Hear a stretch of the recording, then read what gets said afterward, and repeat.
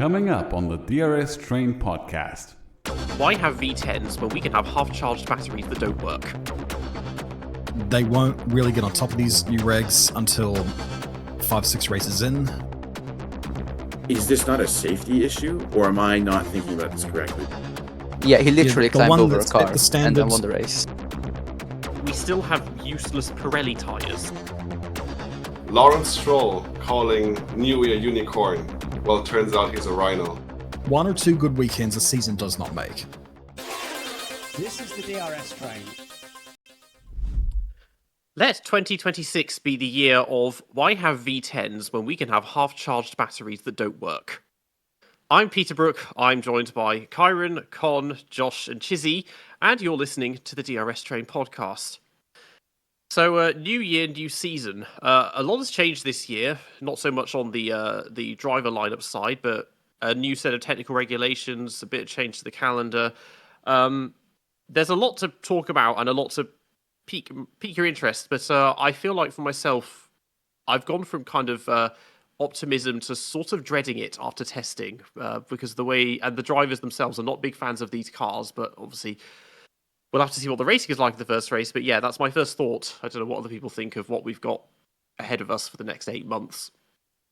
You know what, guys? This is going to be a very interesting beginning of the season, because there's never been a rule change that I've seen as significant as this.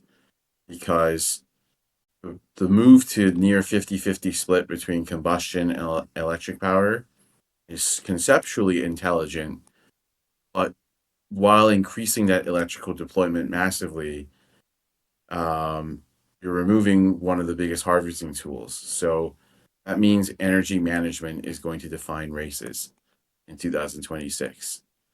So that's a risk, because to some people that may seem strange. There may be moves that people see happen on track and they don't understand why those moves happen. So it's a big step into the unknown that right now I'm not very bullish on. I'm not thrilled, but I think in time be good. It's going to be a huge adjustment, and it feels like an answer to a question nobody was asking. How can we make turbo hybrids worse? Yeah, sorry, I'll jump in, I guess. Yeah, so, I mean, to add to what Ciaron said, and to add what Max has said about calling these things anti-racing, the idea of what's to come is counterintuitive to what we expect out of the top flight of motorsport, really.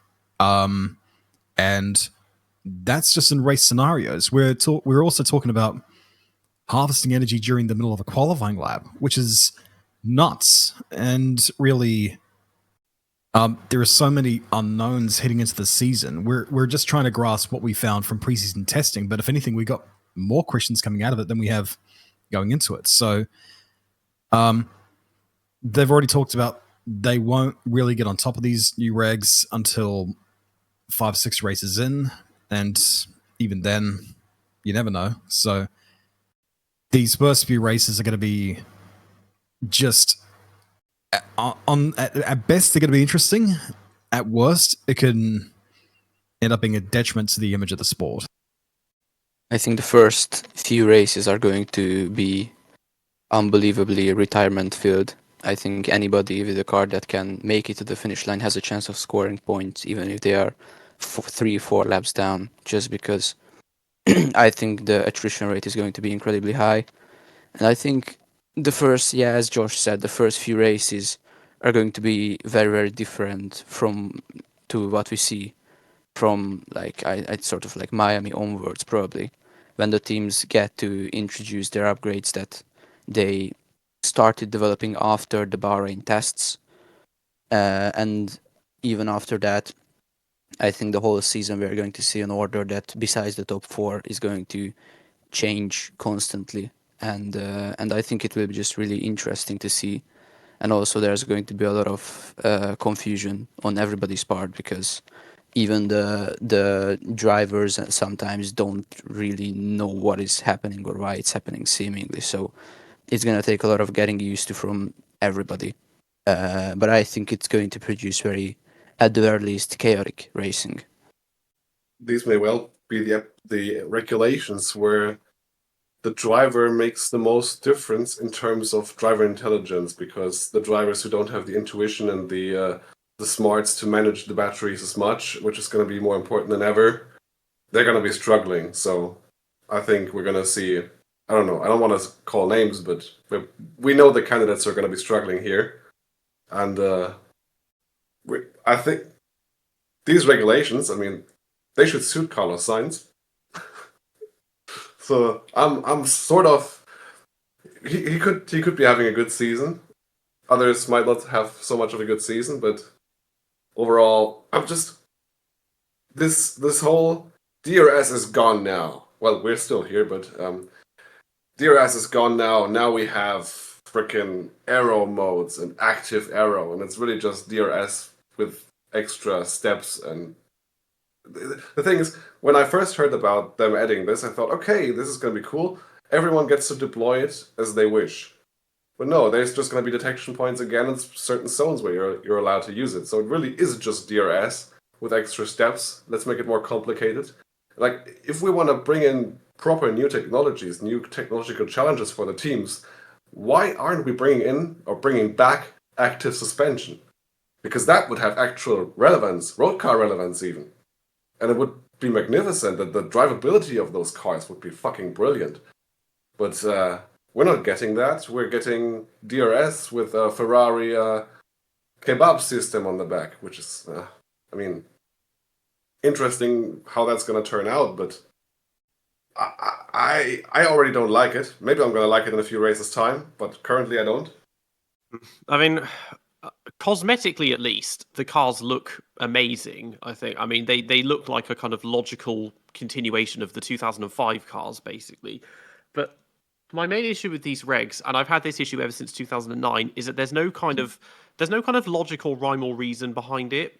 Because before that, whenever we had big red changes, which were often quite small compared to the modern ones, it was on the basis the cars are too fast, the cars are too slow, the cars are too dangerous, the cars are too expensive, or something like that. Whereas now it's like, let's just come up with some random idea of how we want all the cars to look, and put these weird systems inside the car and just see what happens. And it's just jumping around a lot, and it's the FIA dictating the path of engineering instead of the engineers themselves doing it. And you're just like, whose idea was it to have, I mean, the active aero, but then also having the battery, this clipping thing is suddenly a thing, and that's going to be the word of the year, just like porpoising was the word of the year in 2022. And did they not realize beforehand how many problems that's going to make, even on the basis that you're limiting the car's speed so much? Because I think some of the drivers like Lewis have said the cars are a bit more raggedy and on the edge, which they kind of like, and you can play around with them a bit more. They're not so planted. And because they're a little bit smaller, they're not quite as ungainly as the ground effect cars. But another thing as well is that, as well as this battery saving thing, we still have useless Pirelli tyres. So you're going to have that and tyre saving at the same time. So there's going to be, like, I don't know how it's going to go, but it feels like there's going to be nothing really happening, or the overtakes can't happen because you've got it's called straight mode, and I know that in Australia there's 4 different straight mode zones for the aero, but then you also have overtake mode still with the battery, but the two kind of cancel each other out. So I have no idea how this is going to work. Yeah, that's a really good point, and it just feels like it's neither this nor that. I mean, the drivers have also reported, to your point, Peter, that it's harder to pass this year than it ever has been in recent years. If dirty air remains an issue, and it's worsened, and electrical deployment is fragile, I mean, it looks like we could see energy-sensitive racing where the drivers are hesitating to follow closely. It's like this balancing act that effectively is going to be rewarding the drivers with, let's say, a lot of patience, a lot of cognitive control, if you want to call it that. But it's going to be about controlling your pace window, managing your gaps, anticipating when your rival is going to be, your rival's deployment cycle, understanding when to defend versus conserve. This is not about extracting peak lap time anymore.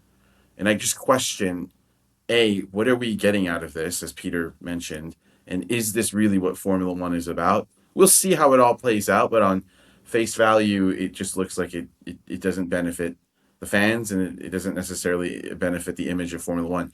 And I would agree with you, Peter. I don't understand the rule changes since 2009 at all. I was horrified when I saw the cars in 2009 for the first time. So yeah, Formula One continues to make these decisions, but I don't actually see the logic in this rule change at all, frankly. We essentially turned Formula One into LMP1 racing, but with some extra steps of like protection, sort of, because obviously the most effective or efficient way to use the battery is to use it as soon as you can put all of the power down onto the road, use it at full capacity, and then completely turn it off and then start recharging. And EFIA saw that coming, so they sort of limited it that you can only gradually start recharging the battery. You can't suddenly take 350 kilowatts of power out of the combustion engine. But yeah, that's basically the super clipping when teams completely just use almost all of the combustion engine power, which I think it leaves around 100 horsepower of the combustion engine to actually move the car forward. Which is just an amazing sight. I don't even know what to make of it, that we're having Formula One cars with 100 horsepower. So it's basically going to be a grid of Ford Fiestas when the basically where I saw that they used the example of Suzuki Swift, but it's basically the same thing. It's just it's a really weird phenomenon, I guess. And I just recently found out the FIA has a grand total of 5 engineers to report to all of the teams, or to reply when the team is asking, is this legal? Is this legal? Can we do this? Can we do that? The FIA has 5 people. So that would be about one FIA engineer to about a bit over 2,000 engineers per team, or like per engineer, basically, for the FIA, because an F1 team has around 1,000 engineers roughly. So, I don't know how they expected anything to go. And this clearly isn't what they expected. So that's why there's already been for Melbourne, they're limiting the battery from 8.5 to 7 megajoules or something like that, just to decrease the possible amount of energy that you could recharge into the battery.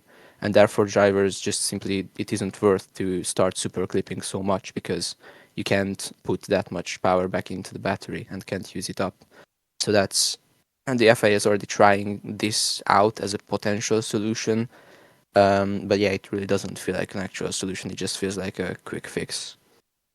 I want to add one thing to this, guys, because it's not just about IQ racing and the driver this year.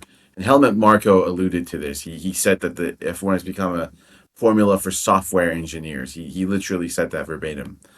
And so it's great because, first of all, there will be a lot of intellectual racing because, drivers will have to know when not to attack, when to hold back. They'll have to be thinking of the race 2 laps ahead, and they'll have to try and force rivals into these inefficient deployment cycles. But it's also going to reward the best simulations, the best software calibration, and the best engineers. The software engineers and the engineers themselves can control a lot of this from the pit wall. So it's not just about driver intelligence. It's driver team integration. And I don't know how I feel about that. But what I will say is that, at the end of the day, if there's one driver that I feel can handle all these variables and do a really good job, and before I answer this, I'm curious to think what everyone here thinks. If I had to ask everyone here right now, who is the smartest driver currently on the grid in terms of spatial awareness, a driver who can drive at the limit and also think while they're driving, who would you guys say? Because I have one name in mind that I don't want to say, but I want to hear what you guys have to think first. I would say Fernando Alonso.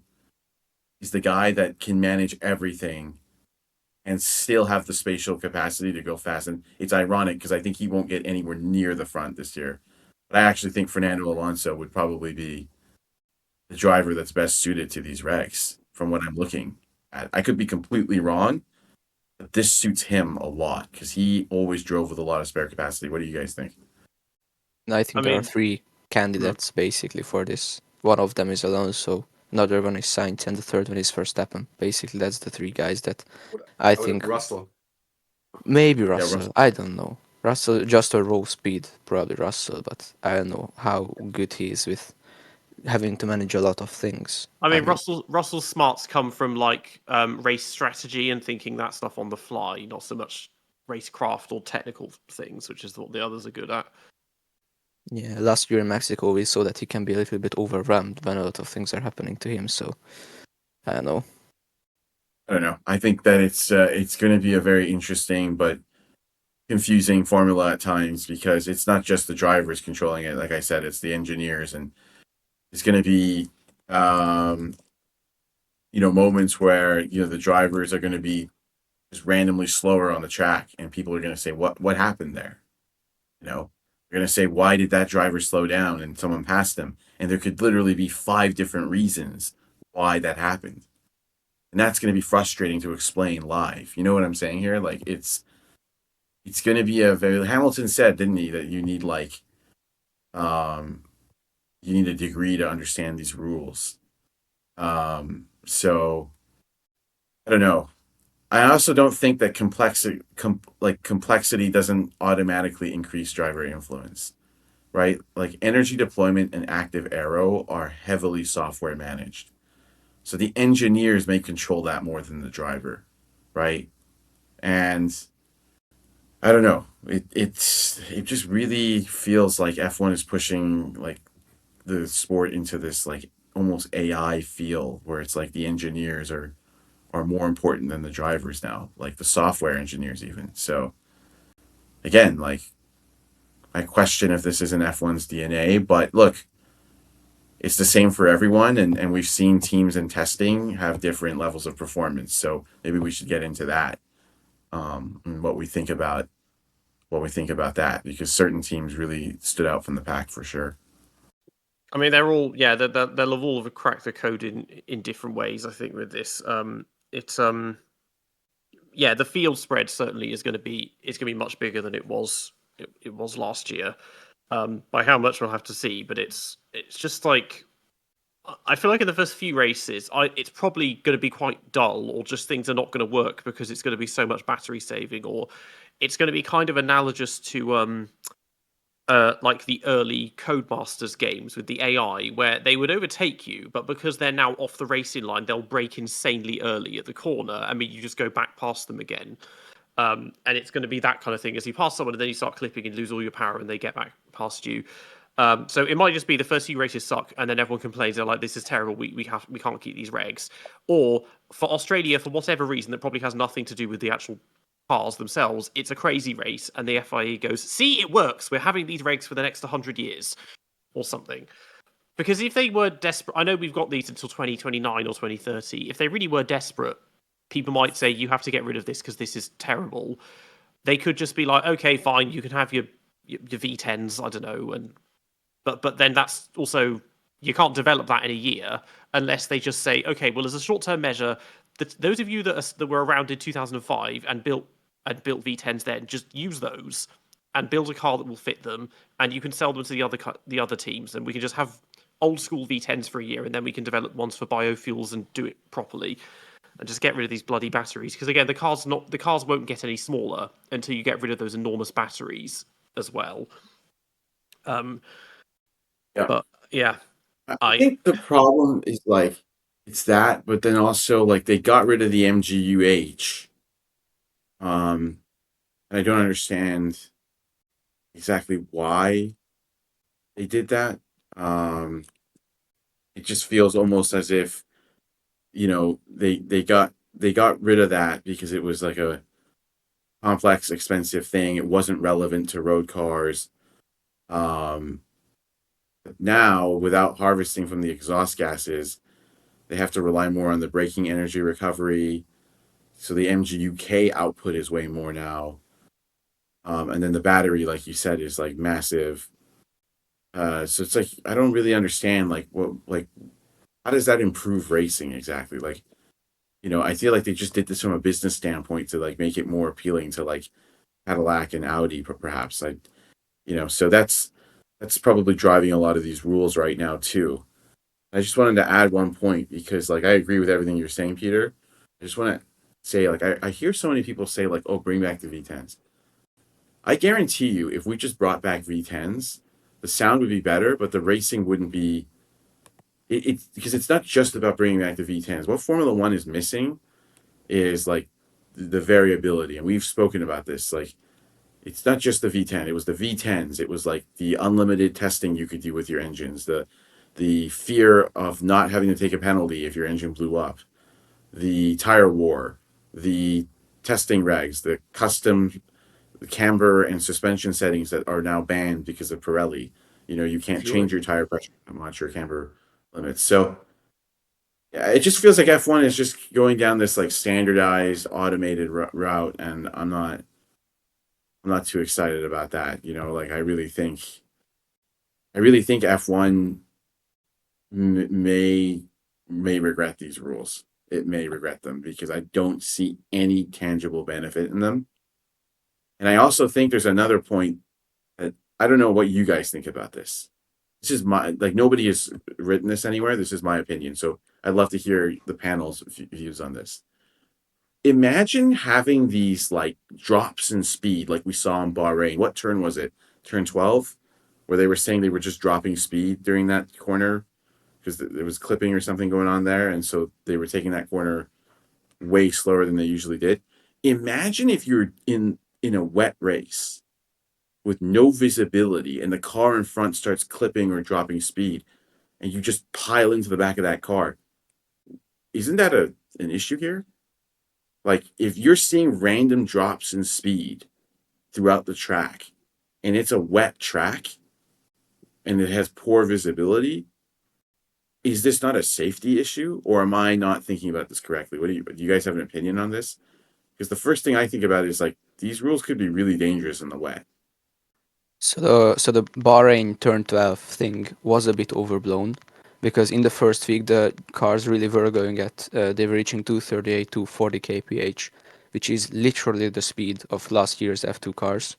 But as we later found out, the teams at the first Bahrain test week either weren't deploying the full 350 kilowatt or weren't recharging at that rate because by the second week the fastest time is reached 270 kph there. So at that speed it's difficult to keep the cars flat out because they have a lot less downforce at higher speeds than the ground effect cars.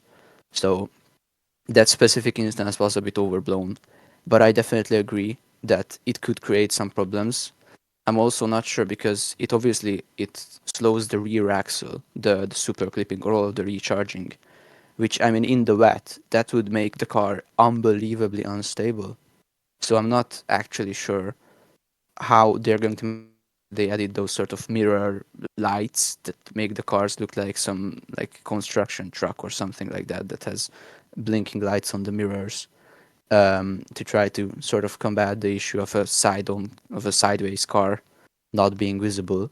So from now on, that's going to be a bit less of a problem. But I think they definitely haven't thought through that. I just think if the visibility is going to be somewhat impacted, they're just going to have to red flag the race even more than they did previously because this really is creating a dangerous problem. But also, if on the topic of wet races or something or anything relating to that, previously some tracks were front limited, some tracks were rear limited. Now the cars with the electric power have so much torque that basically every single track is rear limited. Even Spain was a rear limited track, and I mean back in the past that was always a front limited track. So in the rain, I can't really imagine that they would need to do any type of super clipping, just because they simply wouldn't be able to use up enough battery because you just cannot put the power down onto the road because of the wet surface, in my opinion. So that's so interesting, and I think that's exactly a great point. And the other thing is that probably the teams will introduce like a softer torque map in the wet mode, probably gentler deployment curve, reduced peak delivery. But you're super correct in my opinion because like the dangerous scenario here is like rear limited traction, as you said, clipping induced speed drops, heavy spray, and drivers unable to see differential closing speeds and invisible speed delta. That's incredibly dangerous to me. Like, that is just an accident waiting to happen. I could be wrong, but I honestly feel like this could really get out of hand. And unfortunately, I fear what you say may happen, that they may just red flag the races immediately now. Like, there could be almost no tolerance for any kind of spray. And that's not really what racing is about either, is it? So it's something to look. I think it's something to watch. I'm curious to see how it plays out myself. I think we're at the point where we could maybe, if that, I mean, that could be a potential solution for the rain, we could add in the proximity arrows from the F1 game, because they know the exact location of every single car down to the centimeter, basically. And in the rain, that would definitely be a massive upgrade. If, on like one half of the steering wheel or something like that, there was a proximity map that shows all the cars. And so if there's somebody, really slow, then you can see them before they come out of the spray. Suddenly, 2 meters in front of you, you can see them sort of a bit ahead of time, which could potentially help. But then also it could just ruin racing. So I don't know if they would ever go to that, but that could be a potential solution. Yeah, it certainly could be. So we'll see what new gimmick the FIA has in store. They never cease to amaze us, right? Unless somebody else has anything to add to that. I mean, what do we want to move to, perhaps the pecking order of testing? Like, who I think really the stood calendar is out? next. Or calendar. Calendar, yeah. So let's take a look at the calendar for this year. What are our thoughts? Let someone else jump in here. I mean, it's quite subtle in terms of, well, Imola's gone, but we've got this new Margarine circuit, which basically is a Formula E circuit, but even shitter. But also, when you take into account a very recent global developments, Bahrain is on the rocks. Qatar and Abu Dhabi are not for several months, but for all we know, by that point, there won't be a circuit left to race on. So there might be a few cancelled races this year. Yeah. Yeah. That Madrid track, to start off, there's been rumblings that it will not be completed in time for the race, but then it's refuted by the developers, and they'll show images of a pseudo motocross track and saying, "Oh, look, it's nearly done." It's like, okay, cool, sweet. Let's see. In August, is it August or September when the race is happening? September. So 6 months. Still some months away, yeah. But it's a bit like the newest IndyCar race that got announced, and they said it's going to happen, in September. It's like, hang on, you just announced it. Have you even figured out which streets you're going to use? You got a map? You got any idea? And you're going to do this in 7 or 8 months? Good luck, because these things take a while. And with this new Madrid track, of course, there are people on the ground who will have a better idea of what's going on, but it wouldn't be the first time if a track got delayed a year or whatever. And it seems with this track, it could be 50-50. But if it does get built, the simulations have shown that the track is not going to be the best. And, the last time we've tried a street circuit in Spain, it didn't produce the best of racing. So, I'm not too optimistic for what's to come from that. And when it comes to the races in the Middle East, I mean, one would hope we would still go racing for all of them. But as I said before the show started, I think, the status of an F1 race there right now is the least of concerns, really. But before this gets too deep, I will hand it off to someone else. I don't really understand a few things about Formula One these days, and one of them is, why there's this obsession with going to tracks that just don't have a history in motor racing, don't have great fan support, and nobody likes. And there are so many good tracks out there that are waiting to be used, and we should go to those tracks more often. Like Spa, like Mugello, like Portimao, like even Vallelunga and Magny-Cours and Nürburgring and Hockenheim and all these great tracks. So many. The Hockenheim is an okay track now. It's not great, but Nürburgring and Imola, and I'm going to stop there because there's just too much fluff on the calendar for me. Like the season decider, title decider, or the final race of the season is Las Vegas. Like, why does Las Vegas deserve that? Can someone answer that for me? But it's not Why Las should Vegas. not- It's only Is Las Vegas Vegas if the Middle East gets blown up. It's only Las Vegas in that case. I think if Qatar and Abu Dhabi get cancelled because the circuits have been Oh, turned I'm into sorry. a crater, Okay. then that means that, You're right. I was assuming that would happen, and I shouldn't have done that. So, I mean, hey, your right- wishful thinking for not racing in Qatar is shared with all of us in terms of just the track is appalling. But Well, you yeah. think Qatar's an appalling? Interesting, because I always thought that Losail was maybe the best of the Middle Eastern tracks. That's interesting. Why do you think that? Gosh, I'm curious. I guess I'm naturally attuned to the tracks that have got character about them, undulations, blah blah blah.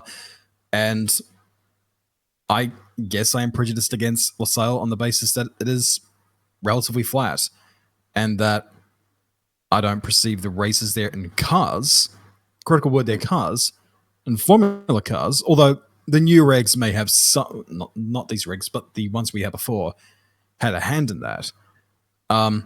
On one lap, it's pretty decent to watch for sure. And the bike racing can be good there, but you were talking about tracks that deserve to be on the calendar. Does Losail deserve to be in the calendar ahead of Spa? No. No, Neither and does there's Abu also Dhabi. I'm about to release Or Vegas. a vid on Potrero de los Funes in Argentina, which I've always said in the 5 seconds that I've just mentioned it here, that it's a track which, if you bring it up to spec, would be spectacular for F1 cars to be reprofiled a couple of corners. Never mind it's in the middle of nowhere. At least there is some enticement to have that track on the calendar on the basis that now there's an Argentine driver. And, Yeah. you know as well as I do, that track is leagues above Losail in terms of how it looks and how the racing can be and how one laps could be as well. Oh, I want to just jump in there. That's one of my favorite tracks, Portrayal. It's such a beautiful track, Josh. Like, as you know, like it goes through the mountains. It was scenic. They had GT races there back in the day. And I always said I would love to see that in my ideal F1 calendar. But didn't they, correct me if I'm wrong, and you're up to speed on this, I thought they demolished the track. Is it still there? Yeah, it's funny. I went back to the script to revise it before recording it. And in 2024, the local government said we're tearing it down. But if you go on Google Street View, the walls are still there. And because it's all public roads, the roads are still there. And they would have needed to, upgrade it anyway. But you're talking reprofiling the track. I mean, most of the barriers are still there. Like, it's kind of a bit like, oh, the project's half done. The big problem really is that it's 9 hours away from Buenos Aires and the same from Santiago. It is kind of in the middle of nowhere. So it'll be a bit hard to entice them to go over there. But so it's a I road think course then. it's a street an it's a adventure. street circuit. Is it It's in an adventure. is It's it such a beautiful track. is it in a city or is it just in a like? It's sort of in in the the middle of a mountains. town. In the mountains. It's a little bit of a- it sounds similar to Pescara then, to me. It's the best way I would describe it is that it's like Pergusa mixed with Mhm. Bathurst. Oh, And- okay. Yeah. And the roads, the track's wide enough to land your freaking plane on. So Yeah. that in and of itself. I think the only if they brought up spec, the only reprofiling they'll have to do really is they may redo turn 1 to sort of make it a bit easier to overtake and tighten up the last corner just a little bit, but jump on a similar thing or jump on a simulator or watch old races there and you're just like, wow, this is a What's great the track. circuit called again? Because I've never heard of it before. I always talk about it, sir. Potrero de los Funes. So P-O-T-R-E-R, sorry, P-O-T-R-E-R-O-D-E-L-O-S Potrero de los Funes. Yeah. F-U-N-E-S. Oh yeah. Oh, it looks like Bremgarten a little bit. A little bit, but this one doesn't. Well, it can. Oh, it goes around It depends. It depends on how adventurous you want to be. What's the Oh god, what's that massive circuit in GTA 6 that goes around the lake with those Gran devilish... Turismo 6, not GTA I wouldn't 6. know. I was just like, I wouldn't know because that hasn't been made Circuito de la yet. Sierra or something. Yeah, the Sierra. Yeah. The images don't do it justice because when I first saw the images, I thought of Pergusa, but it's not. You know why? And Josh mentioned this. There's crazy elevation change on this track. Yeah. Like it literally goes up and then down and then up again. It's so beautiful. There's a FIA GT race in 2010 with John Watson, Ben Edwards commentating. A good video on YouTube to just get a feel for the track. It's an amazing track, and it looks like it must be like grade 3 or something. But Grade 2. grade 2. Okay. it was So the only thing that it needs for grade 1, I think, is just the facilities needed to have been upgraded. Yeah, just a bit bigger. There's a local hospital that's enough for the head trauma stuff. So it's there. I think it's just about the economics feasibility. Yeah. Because they'll look at Buenos Aires at the Galvez track and be like, oh, we'll host it there. It's just like, no, I'll tell you why you shouldn't host it there, because the last time you did, it was horrific. And you besmirched the name of Ayrton Senna by naming that horrific chicane after them, which Luca Badoa somehow managed to roll his car over at. So I don't want to go there. Like, let's go to somewhere interesting. And that's the thing. Go to America. Like 3 tracks on the calendar. And they've been at how many freaking tracks in their history? 11. And not once did they ever think, let's go to Road America. Yeah. Let's go to Virginia International Raceway. Let's go to Road Atlanta. Let's go to Laguna Seca. America, for as much as they get when it comes to the whole left-hand corners, NASCAR, has arguably, no, I would say definitively, the highest abundance of great road racing tracks anywhere in the world. There are some spectacular freaking tracks, and some which aren't really known too much around the world, like Thunderhill, The Ridge, list goes on. But the point is, all of these tracks which we mentioned never even got a sniff at Formula One. Meanwhile, Losail, we've got that. So that's where my saltiness comes in. And that's why it's just like, if we don't go racing there, of course, it's going to be for the wrong reasons.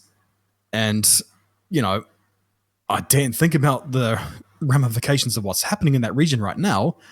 But, yeah, I don't think since it's been on the calendar, many of us have particularly enjoyed it from a racing standpoint. So, yeah. I mean, with Losail, I sort of hate it more than the other Middle Eastern circuits because the races have kind of been good, even though it's been in a manufactured sense because they've had to put limits on tire stints and everything else. Because it's like I don't want these circuits to be good because I want these circuits to be condemned and just be like, no, we can't go here because this sucks. But like, there's a Grade 1 circuit in Q8 as well, and that's probably going to make an appearance at some point. But we just there's just so many tracks I would take off this calendar. Like, I'm looking at it right now. I take off Bahrain. I take off China. I never liked the Chinese track. There's so much understeer in those corners. There's no payback. I take out Miami. I take out Saudi Arabia. I'm not a huge fan. I know people love that track. I'm just not a fan of that track. It's Miami. I would take out the Madrid track. It looks terrible. I take out Azerbaijan. I think it's overrated. I'd take out Vegas in a second. I don't like the Mexico track, Qatar, and Abu Dhabi. There you go. My ridiculously icky thing. So I just think half the tracks on the calendar shouldn't even be there. But I mean, Marjorie is funny because when they did the official like simulation to show the track, the car couldn't even stay on the track as it was driving around it. It was cutting corners and running wide and everything. But I mean, I've been saying for years. Obviously, Albert Park is great and Adelaide was great, but I do want to have. I'd love to just see them try Bathurst in Formula One, even though it's basically a demolition derby with kangaroos. But like, it's just that hill climb section is so good. But as we've seen recently, you can have some really quite bad crashes there. But it's almost they've done 2 demo runs there. Yeah, I mean, and it's like you see it and you're just like, it's not. You look at it just like, yeah, this is not going to happen, because if you crash there in a touring car or a GT car that they got nowadays, people still break their backs and bones and stuff. Like, was it Paul? Is it Paul Aaron or Ralph Aaron? Ralph Aaron. He's having to relearn how to. The not so rich Aaron brother. Yeah, he broke his back on the basis that there was a stranded car there. And I mean, they said, there was yellow flags there, but it's just like, you can't see around those corners. Because I've seen the crash. So was he the one that was hit from behind, or did he hit them? He drove into them. No, so the Porsche was stranded there. And if you've been, I've been around that track, like walked it so many times, and it doesn't matter what they do, you cannot capture how narrow and how big the undulations are on that track. And like, I don't even think it's 100 meters, between the flag point, where the yellow flag was at, and where he exited the dipper. Like, it's just the most ridiculous track in the world. So he wasn't going to see that car until he rounded the bend, and by that time, it's just, you barely had time to produce excrement. Was he the one that climbed out of the car and was like crawling on all fours across the track, or was that? To be honest, I didn't see that far ahead, because during the safety car before that, I went out to get some groceries. I came back. It's just like, I was still on the safety car. Wait, what? Yeah. There's another car. So yeah, all I've seen of it is there was somebody who filmed the crash on their phone, and they were like right in front of it, and they got everything. And there's a guy like, he's like on all fours crawling across the track after getting out of the car. Yeah. But, I mean, a lot of these walls, it's basically, the track's almost built into the mountain. Yeah. It looks like it's like a hill climb. It's like doing Pikes Peak or something. It's like a hill climb, really. But yeah, McPhillamy Park, which is where they sometimes slap the wall real hard going through the grate. We were there for 2016 for the crash that ended the race early, and earlier in the day, an RA crashed there, and next to the wall, it's just earth. So when he hit that, going about 200 kph or whatever it was, you felt the force go through the earth and pretty much up to where our gazebo was. It's just like, ow, that would have hurt. And sure enough, again, people still break bones on that track. It's ruthless. So imagine, I mean, I know they do Formula Ford and Formula 3 there because they're that nuts. And I sure as hell would not want to do that myself. But I think demo runs, we had Jenson Button do one. Liam Lawson did one 2 years ago, was it? Around there, and it's just like, that's as close as we're going to get. Because even by the 70s, that thing was just not suitable at all. Would not have been acceptable. It would have fit in perfectly in like the 1950s. It has just the design and everything. But yeah, I mean, because going back to the regulations, this set of regulations, it sounds like it's going to be very kind of circuit dependent, and it's going to work better at some than others. Because I know they've said concerns about Albert Park, there aren't enough areas to recharge, but then Monaco has potential because the cars are a little bit smaller, but also because there's so much braking going on, they're not going to have any problems with the battery running out. And the same with the Hungaroring, so that might work. But I'm very intrigued to see what's going to happen at Baku, Monza, and Mexico City, partly because the active aero, the speed traps are going to go through the roof. And there is the potential at Monza that they could break the lap record if they don't lose too much time in the corners. But also, because of the absence of hard braking, they are going to have real problems of recharging the battery. So those ones could be very processional, I'm not sure. I mean, as far as the speed traps are concerned, I don't think we are going to see much higher speed traps than we did last year.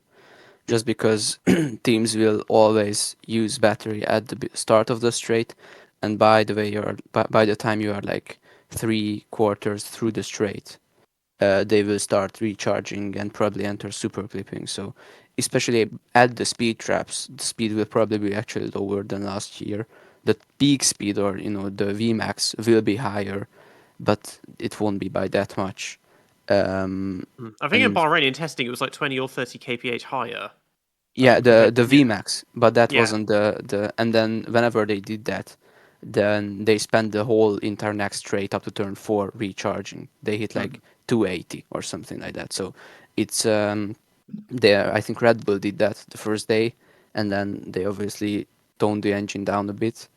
But yeah, I don't think it's really gonna happen. And then also another interesting thing on the topic of speed traps is that drivers have been starting their push laps by not fully accelerating out of the last corner. They're on like 80% throttle to not engage the battery, and they go up to, I don't know, about 220, 230 kph, and then like 150 meters before the timing line, they floor it and use all of the power that they can. So that's going to be interesting to see, especially in Monza, where there's always a lot of slipstreaming shenanigans going on during qualifying, how that's going to work. And then in Baku, I can't even imagine what that's going to be like. Everybody's going to just trundle all the way through the straight at like 200 kph, and then floor it for 2 seconds, and then already you're in the first corner. So I don't even know what type of qualifying outlook or just visual that's going to create. I mean, Baku might hit the sweet spot because it has long straights, but because it does have a lot of hard braking zones, so that might get the balance right. Whereas Monza has like 4 braking zones, so it's probably not going to work nearly as well there. But yeah, it would be annoying if we're taking advantage of these massive long straights, especially Mexico, because the thinner air usually means they can get really fast there, and then they're just clipping and not breaking speed records or whatever. But yeah, some circuits, the circuits like again Silverstone and Suzuka, you hardly brake at those circuits, so that's good. Those are going to be big problems for recharging. It's very very very circuit dependent. Yeah, if one manufacturer has more efficient harvesting under braking, those circuits like Baku, Monza, like you could see like huge apps. So, I feel like Monza is the one of you guys alluded to, like it's going to be really exaggerated there. Because if you think about Monza,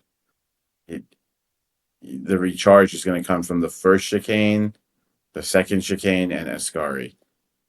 Like that's going to exaggerate energy limitations, I think, more than most tracks. So that's not going to be great. But yeah, we'll see. I mean, I think ultimately, there's just so many variables here that like I just feel like if one team gets it right, they could dominate. You know, that like, you could really see like some huge gaps, in my opinion, and it won't be as maybe unpredictable as some people might think because it's all new.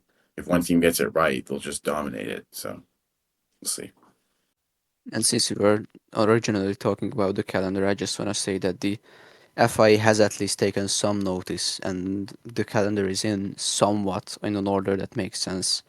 Going from Australia to the Asian leg to Miami, Canada, all of Europe, Azerbaijan, Singapore, and then the Americas, and then we end the season in Qatar and Vegas if it doesn't get, in Qatar and Abu Dhabi if it doesn't get blown up by that time. So I'm glad that the FIA actually started. This is obviously far from optimal, but the FIA at least started to make some progress when it comes to actually the one thing that causes more carbon production than anything else is the enormous flights, which have to happen all the time. So I'm glad they somewhat optimized that aspect of it at least.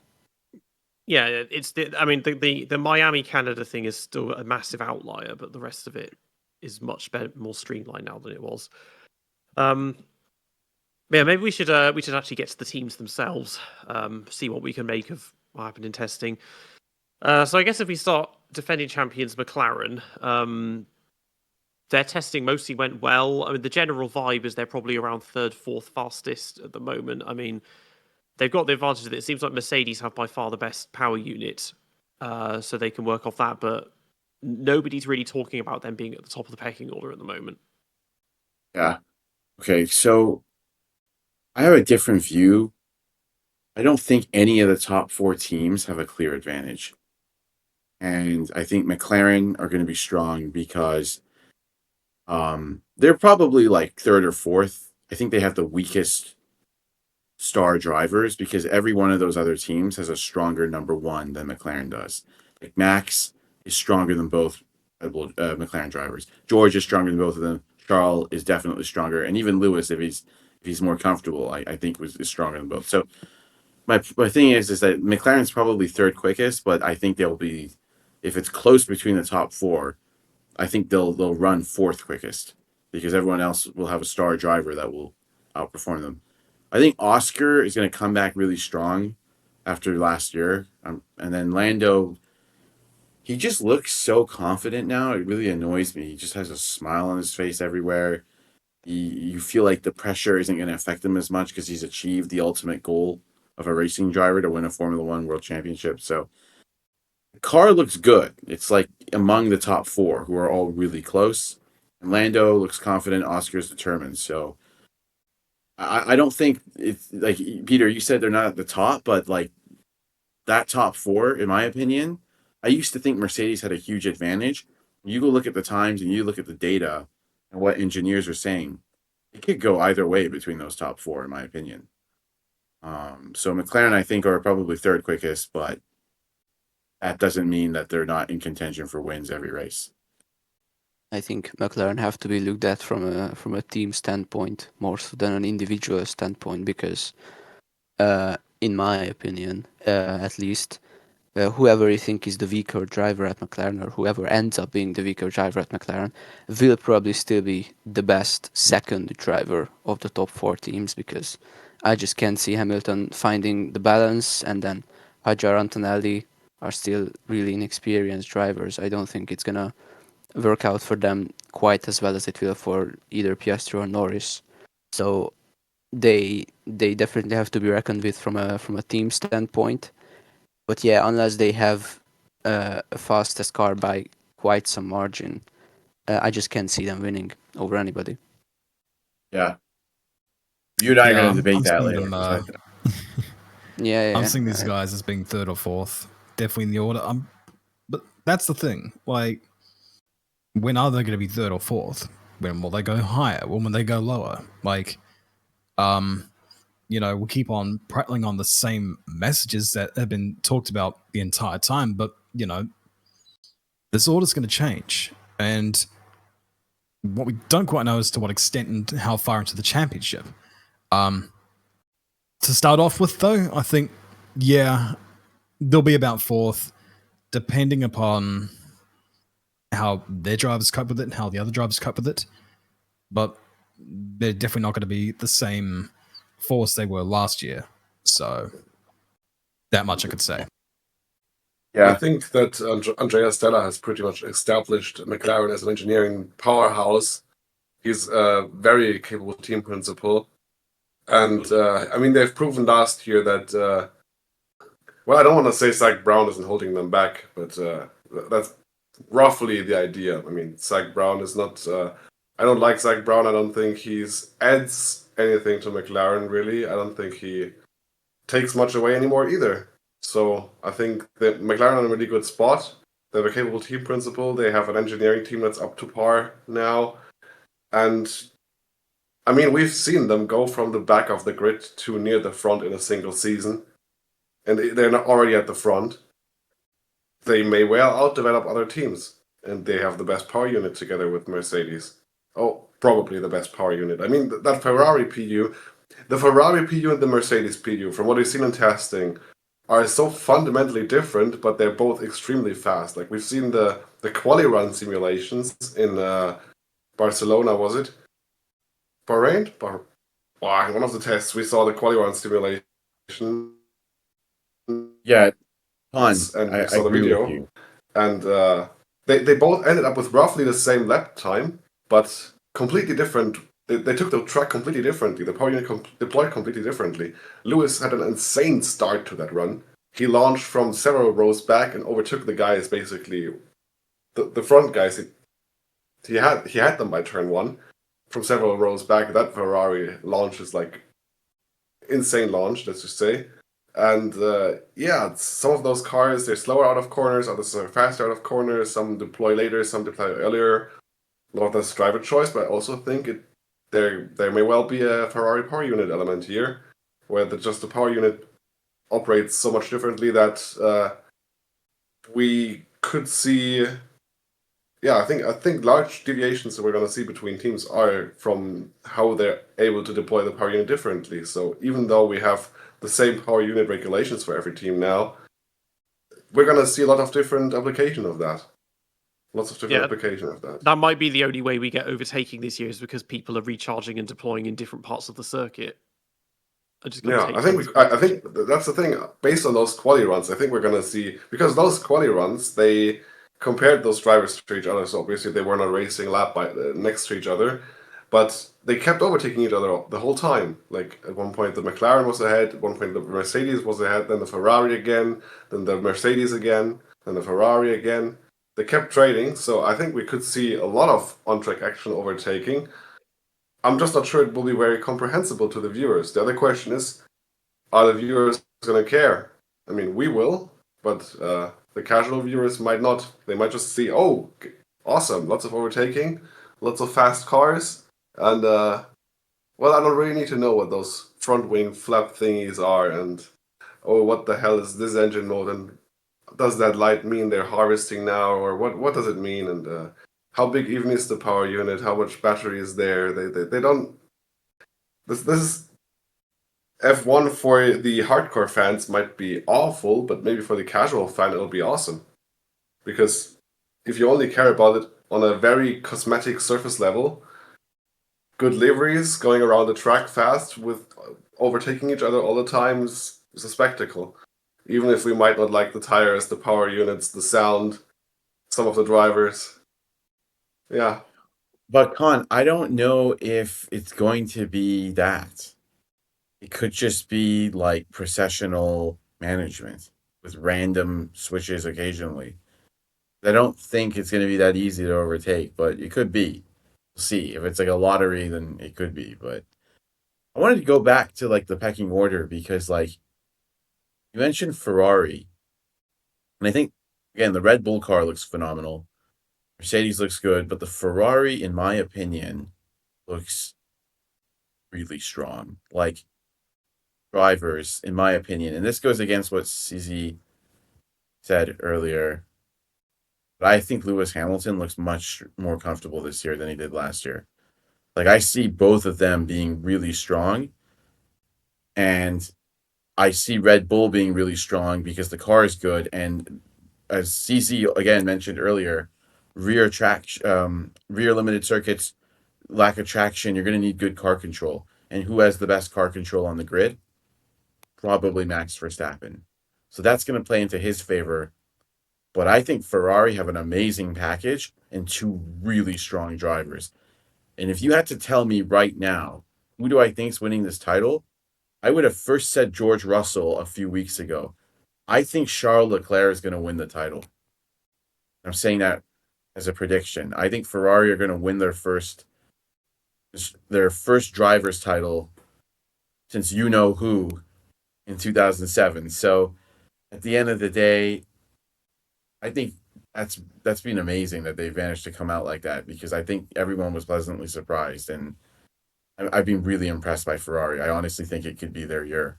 And trust me, I'm not really a huge Ferrari fan, so I'm not exactly thrilled about that, but I do think that they look really good.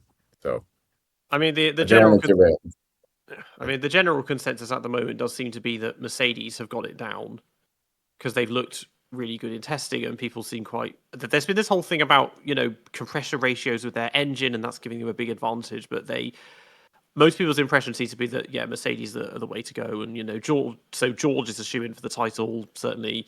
Antonelli, well, he might win a race or two, but he's probably not going to be pushing for the title. But we'll see what they can do. You know what, Peter? I thought that too, but then by the end of testing, not the first week or the middle of the week, by the very end of testing, I felt like consensus shifted back to we've got 4 really strong teams who are close. Because I agree with you. Like we saw Sebastian Vettel even on German TV saying like, yeah, it's Russell going to win the title. But that was earlier on, and I think at the end of the test, if you look at the times, you look at the data. I mean, who says Mercedes is quicker? I mean, a lot of people were saying, like, even Martin Brundle was saying, there's no clear favorite on paper here. But I'll stop there because, it's hard to say. No, I think Ferrari are definitely very positive. Showed a very positive sign when they tried out that crazy turning around, flipping around rear wing, because when you can afford to fuck around with such crazy technology. That means that everything else is already done. You finished all of your long runs, you finished all of your quali simulations, everything in the data matches up with what you predicted, and everything like that. So it seems like Ferrari are really up. They're doing really well. They also had that sort of not blown diffuser, but like sort of blown onto diffuser type thing where they put that little piece of metal behind the exhaust, which is supposed to worth about 10th a lap, and no other team can copy it because you'd have to entirely rework the differential and the gearbox just to put that little piece of metal there. So Ferrari have definitely been the ones doing most of the inventions, sort of. And yeah, I mean, I still don't think they're the fastest team. I think that last, really quick lap by Leclerc was just sort of, it just showed that these cars can actually go even faster, but I think there's still a lot of performance in the cars that they didn't show, and we won't see them until actual qualifying in Melbourne. And also on the topic of the compression ratios at Mercedes, so the FIA said that they can use this, that the measurements will be done at room temperature up until I think after the summer break. They will start measuring it at 130 degrees.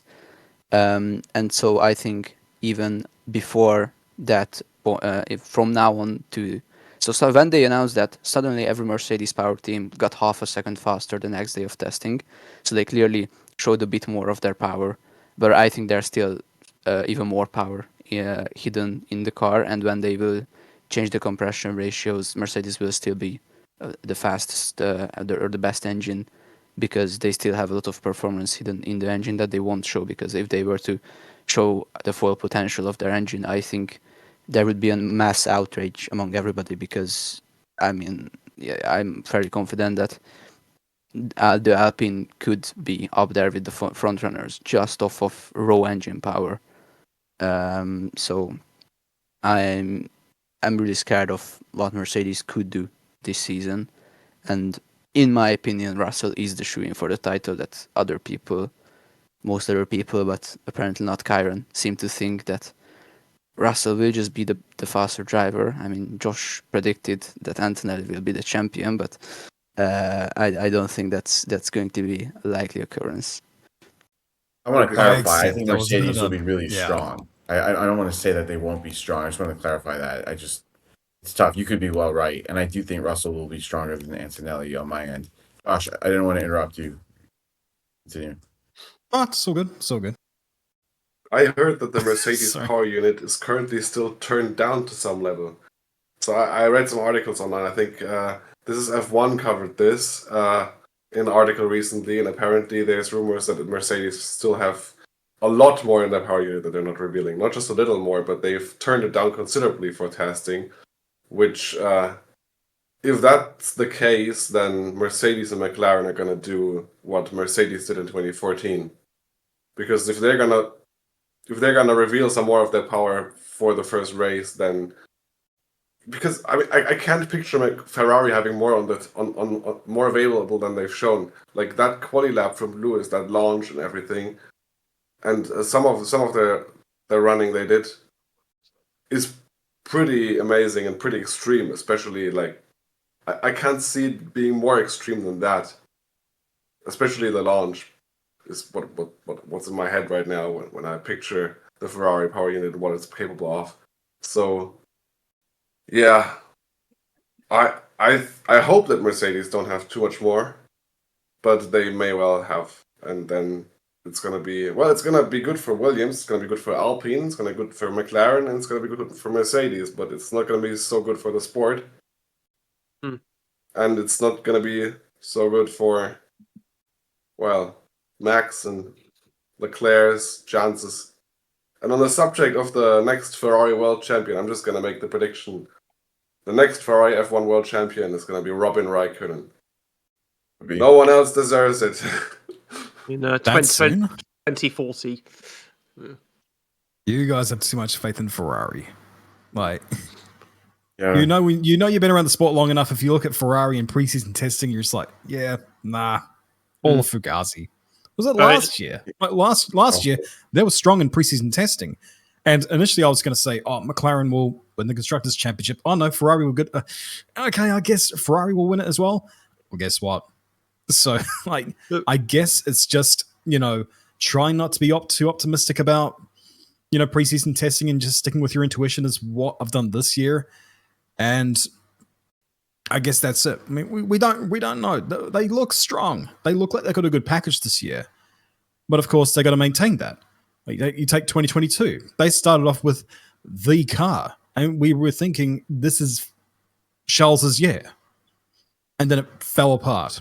So it's one thing to start off with a great package. They got to maintain it throughout the year, and Right. I'm not optimistic Ferrari can keep it going, but more so than that, it may not just be down to Ferrari fumbling the ball. Others may just step up to the plate more readily, depending upon what their upgrades are, the engine upgrades, blah, blah, blah. So, and if Mercedes are sandbagging, there's potential that the other teams running a Merc power unit may have been holding back something else as well. But we just don't know.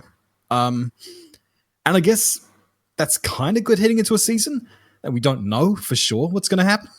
But if it ends up being that Merc were hiding, the power of the sun, and they unleash it in Melbourne, it's like, okay, I really need Antonelli to mature by about 10 years this season just to make it interesting against George, provided, reliability doesn't play too much of a factor. I mean, we'll see. I just hope for a good season. I think we saw one power unit failure in testing for Mercedes, right? One? Only one, I think. Was there? There weren't many of any because obviously they didn't broadcast most of it because they were apparently scared. Audi had 3, I think. Honda had like every day at least one, probably more per day. I mean, Honda by the last day of testing they were down to the very last battery unit. Like they actually didn't have a battery. They had like this. They had one on the final day of testing, but they at the beginning, and then it broke, and they didn't even participate in the afternoon. They just packed up because they actually ran out of spares. And even then, when they were running in the morning, I think they did 6 laps or something like that. Yeah, they did 6 installation laps, no fast laps.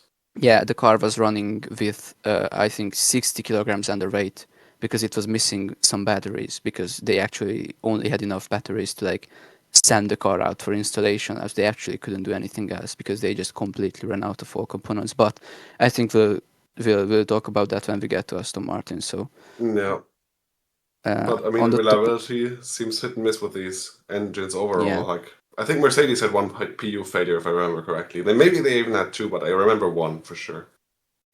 Yeah. And then Ferrari had obviously the other big thing that people are talking about is the race starts, that you couldn't use the MGUK no longer to spin up the turbo. So people are just sitting there at full throttle for 20 seconds, just trying to spool up the turbo to get to maximum power. People also were talking about the fact that you can't use electric power until you get to 50 kph. Now you have 400 kilowatts of power, or for 450 from the combustion engine. At 50 kilometers per hour, it's not like you're going to be able to use any of that, and then let alone the electric power. So that's just not even a factor, I think. And then, yeah, of course, the Ferrari's race starts are were the talk of the town. Hamilton just launching and overtaking everybody from 5th place or 10th place, wherever he was starting from.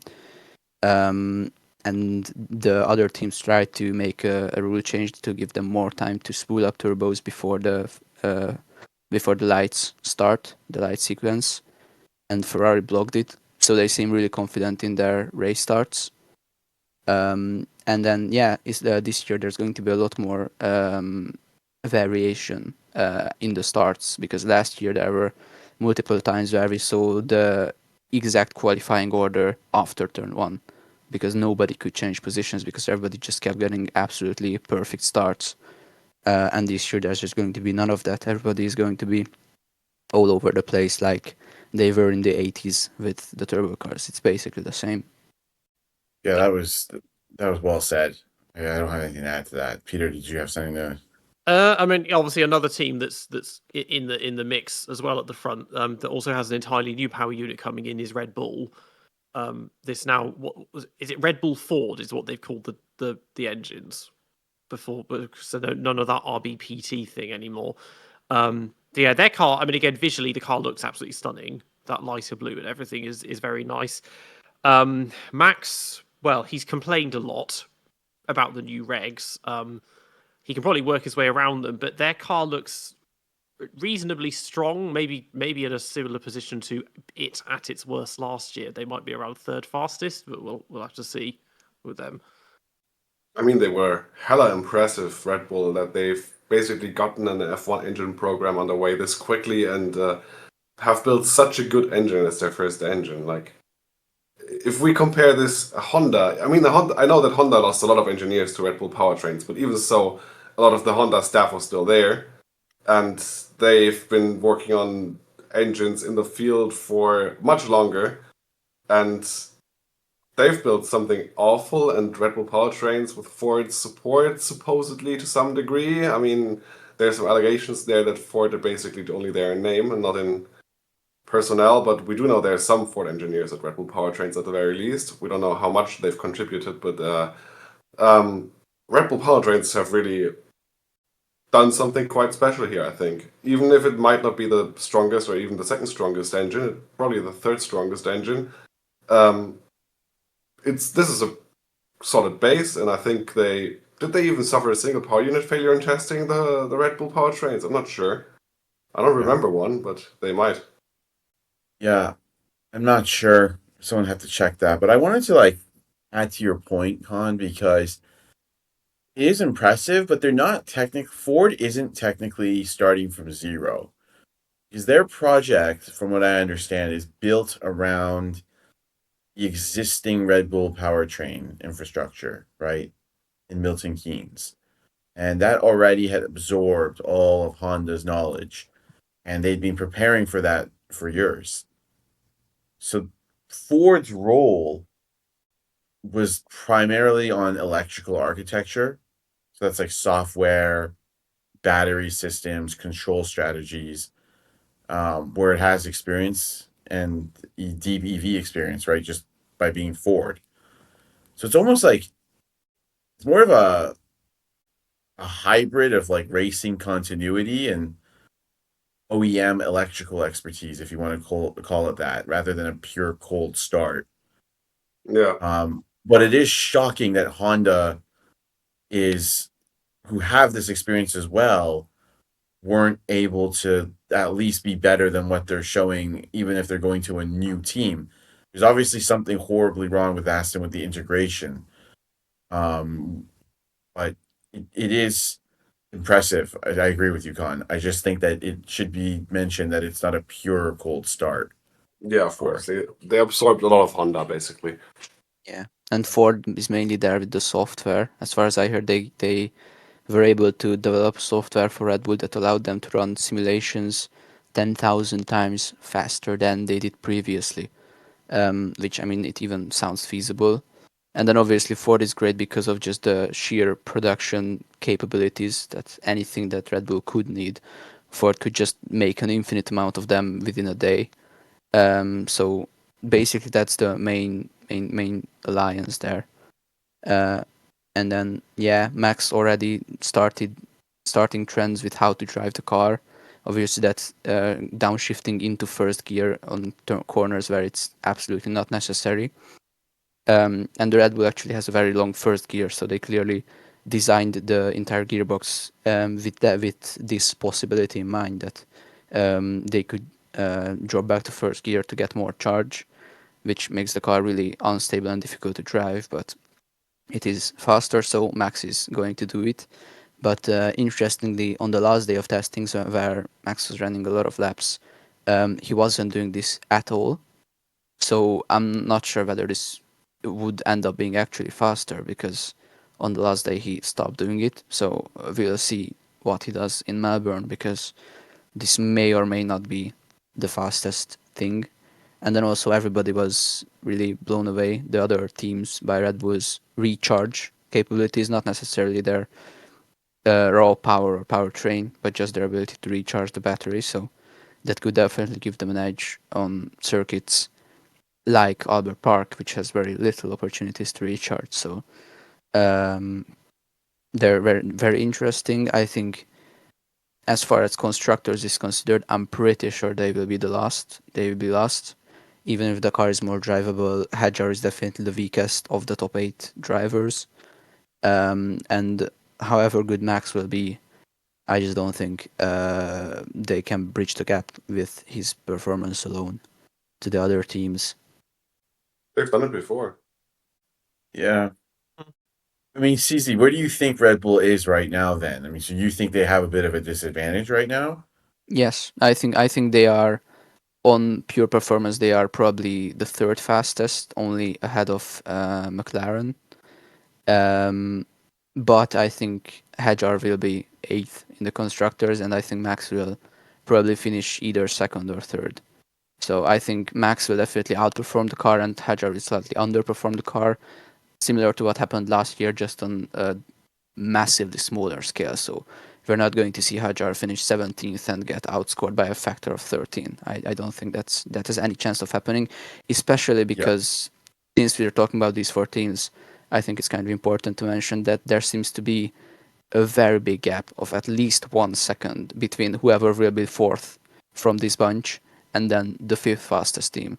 So there's going kind of sort of what happened in, I think, 2018, when basically the top 6 was just the top 3 teams, Red Bull, Ferrari and Mercedes, and then, sometimes Haas got a 6th place when somebody broke down. But I think we are going to see something very similar, that unless somebody breaks down, there are basically going to be 7 teams just fighting for 3 entire points of a 9th and a 10th place.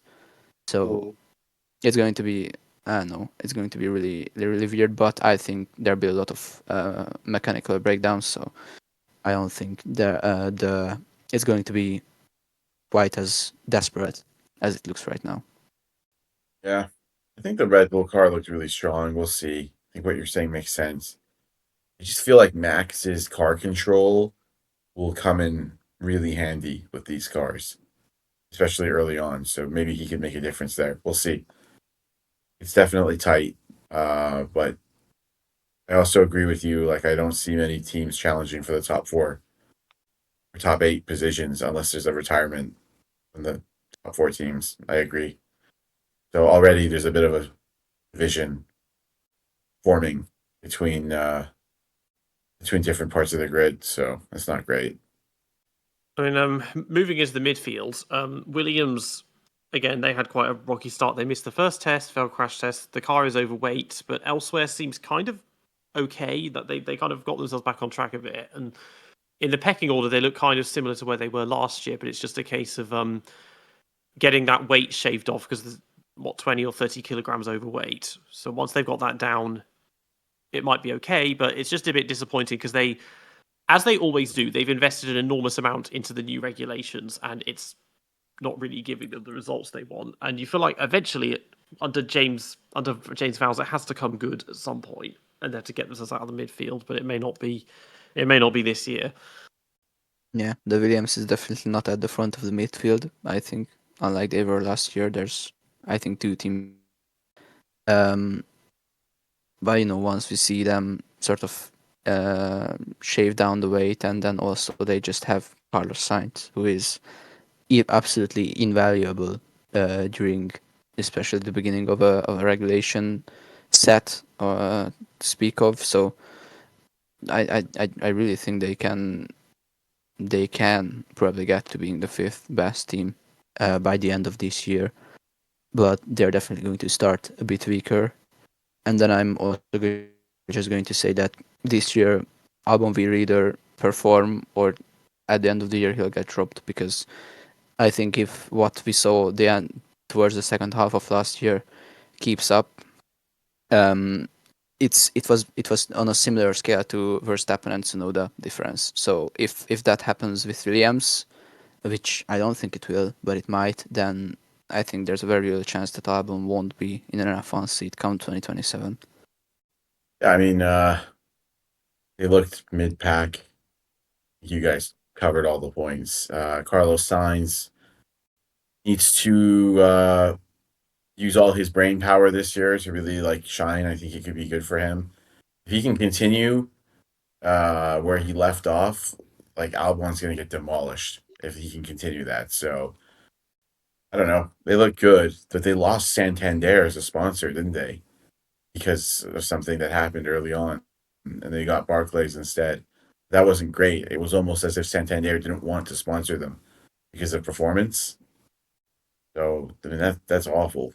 But yeah, Williams will never be the team it once was, and that's kind of sad. It's not even Williams anymore. It's Doralton, whoever owns them now. And if you grew up watching Formula One, it's kind of weird to see Williams just so average. It's the team that dominated engineering for so many years. It is the team that inspired Britain for so many years. It was the most iconic drivers. Williams BMW with Montoya and Ralph was amazing for many years. I don't know. It's depressing to see them like this, and it shows you that you really need to be smart in Formula One, and you can save your team if you want to call McLaren a team that saved itself after some dark years. And Williams just never had that, and it's even more annoying because Claire Williams comes out and says, "Oh, I wish I had kept the team for one more year and kept the Williams name instead of selling it." Now we're here. Williams is a team that's sixth or seventh in the constructors. I don't know. I think that's probably where they'll finish. Science can do a good job, but I don't know. There's something very tragic about the Williams story. It's like a fallen giant that will never get up. Sorry to turn this into a sad funeral style eulogy of Williams, but when you watch the sport for a long time, it's what is it's just so sad to see this. But it's I don't have anything else to add to it. I think they'll be firmly mid-pack all year. Don't expect anything special. Aside from the occasional Sainz moment of brilliance that I'm sure we'll see. Yeah, this doesn't really feel like Williams per se anymore, but exactly. At least they're no longer besmudging the name by being 10th, So, I mean, there's something to be said for what James Vowles has done for the team, and he's still rebuilding, and they're not expecting to be up to the level of other teams in terms of the facilities until I think he expanded that deadline to 2029 now. Originally, he said they'd be up to standard by 2028, and now he said, okay, we'll need one extra year to catch up in terms of the facilities and the parts construction, everything. But he's already implemented so much change, and he's now able to do that with Carlos Sainz. And maybe they should change the team name, but they try to suggest that there's still some heritage there. So the ownership has changed, but some of the staff hasn't changed. The staff has been there forever. They have their whole legacy division or what it is at Williams there as well. For now, at least they're average and not below that, so that's pretty good. And considering they missed the entire first shakedown week, what we've seen from them in the other two tests, I mean, originally the narratives were the Williams is way overweight, it failed crash tests, they were late with the car development, and they're still way behind. And, well, then they would be where Aston are now, and they're not. They're actually roughly on the level of Haas, it seems. And I'm fairly confident to say that Williams are going to score plenty of points this year. Maybe if there's a crazy race, Carlos can score a podium. And that Mercedes power unit, if they haven't shown everything yet they're capable of, the Mercedes PU, and if Williams get all the same engine modes and all of that, maybe they'll catch up. Maybe they'll end P4 this season, so that could happen. I don't think it's likely to happen. I don't think anyone's going to be catching the top 4. But I mean, they have a pretty good, solid team around them now, and 2 good drivers. It's one of the only teams that I would say have 2 properly strong drivers now. I mean, Albon is not a brilliant driver, but think about Williams. He's not like, terrible. Think about what that name meant. Like, Frank always picked a certain kind of driver. This is why I don't think it should be called Williams. Like, you knew a Williams driver when you saw one, an Alan Jones, a Nigel Mansell, Jacques Villeneuve, a one Pablo Montoya. There was an aura about a Williams driver that they were like a bulldog. They were vicious. They never lifted, And now it's like you got one of the most cerebral. It feels like they just hire anything and anyone now. It's not. There's no philosophy there. I mean, so it's just at least it's no longer a Latifi or a Sargent. I mean, they're back to actually having solid drivers, even if it's solid by today's standards, which means Sainz is excellent. I agree. Sainz is excellent, but Albon is like, he's lukewarm. So it's been so long since they were competent, because in the whole time I've been watching F1, they've never been good. Like, it's been that long since they've been competitive. John? Okay, you're so right. I mean, all right, yeah. Okay, Josh. We got the Albon situation. All right, we are we in unanimous agreement that he is? Well, we are that he's not up to Sainz's standards. When Sainz is at his best, okay then, that much is known. Say you get rid of Albon next year. What do you think about that, Josh? I'm curious to hear your view. Like, where do you rank Albon? On his best day, his race pace or his type management is his, forte. But at the same time, I think that was peaking about the time where Sargent was his teammate. And Sargent, for whatever reason, despite doing well in F3, doing well in F2, got to F1 and he drowned. So, irrespective of why that was the case, we're in the here and now. When they got rid of Sargent, Colapinto came in. And I long advocated for Franco because I don't have logic and I, all that kind of stuff. But he showed some good stuff. And I expected when he went into F1, just like, be within 3 or 4 tenths, and that's all right. Like, you're coming midway through, you're not going to perform miracles. No one does. It didn't take him long to start beating him. And it's like, well, what if he had another year? I mean, we won't know. But it's just like, okay, that kind of wiped the aura off a little bit. And when Sainz wasn't smashing into walls or other people last year, it was clear who was better.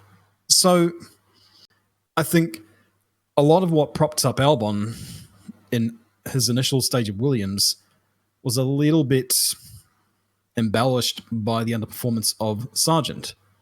And now that's starting to come off. So the question is, if that continues on or even gets worse this year, okay, you want to get rid of him, but who do you replace him with? And even if you did find the right candidate, there's no guarantee that they're going to be better. So it's a delicate balancing act of how bad does it have to get for Albon before you can affirmatively say that you're going to have a solution that's better. And I don't know if the candidate pool right now is deep enough to warrant doing that, even though Luke Browning is fantastic. Like, he can have a horrible Super Formula season, and it may take the edge off him then. You think, Victor Martins, because everyone knows that he's good. It's just that F2's not been kind to him. Well, does he have the super license points? You look at an existing driver on the grid. Are any of them up to the job? The ones that you can get anyway? So it's not as simple as saying I'll get rid of him. There's got to be someone there in the wings that can step up to the task that Albon can't do. So, yeah. I'm not sure if Williams can currently risk to take on a rookie again right now. I think if they're going to be getting rid of Albon, I think they would need to get someone like Gasly, who is in a similar vein, but I would rank Gasly way above Albon these days. Like, some of the stuff Gasly did last year in the Alpine was amazing, like Silverstone, brilliant stuff. Brazil the year before. Gasly is on really good form right now, and I think he's not too happy being at the team that. Well, Alpine does seem to have made some good progress in testing, but we'll see where they are this year. But reportedly in 2024, Gasly was looking if there were other options on the grid for him. He had his agent apparently search out alternatives, but nothing happened there, and Ocon left, so Gasly got undisputed number 1 status. So, but yeah, he could be a candidate for Williams. But overall, I don't think there's not much there that's available for Williams. Kevin Magnussen is available in theory, but is he an upgrade? I mean, the last version we saw of K-Mag was a pretty good version, probably the best version of him we've ever seen. But is he still going to be that version after a year out of the sport? And is he up for another comeback? And is he really an improvement upon Albon? He might be. They might be on the same level, roughly. He's too hot and cold as a driver. He's entertaining. He's not He's an entertaining, upgrade. but he has some good patches and then some sort of really rough patches. But there'll be times where you think, holy crap, this is the K-Mag that we saw in, his best moments, not just in F1, but also, even in the World Series by Renault Series thing. Like, this is the K-Mag we know, and the one that we know can, get his opponents to suck his balls and all that good stuff. We know what he is capable of. It was so disrespectful when he said that. Like, Hulkenberg is a much better driver than him, and like, I never liked that he said that to Nico. It's like, you can handle it so much better than that, and that's probably why Nico's in F1 and Kevin isn't. He was running into. Don't let your logic get in the way of a good insult. I mean, but look at this. In the second half of 2024, K-Mag was the stronger driver of the two. Hulkenberg's way better, dude. Hulkenberg's a way better driver.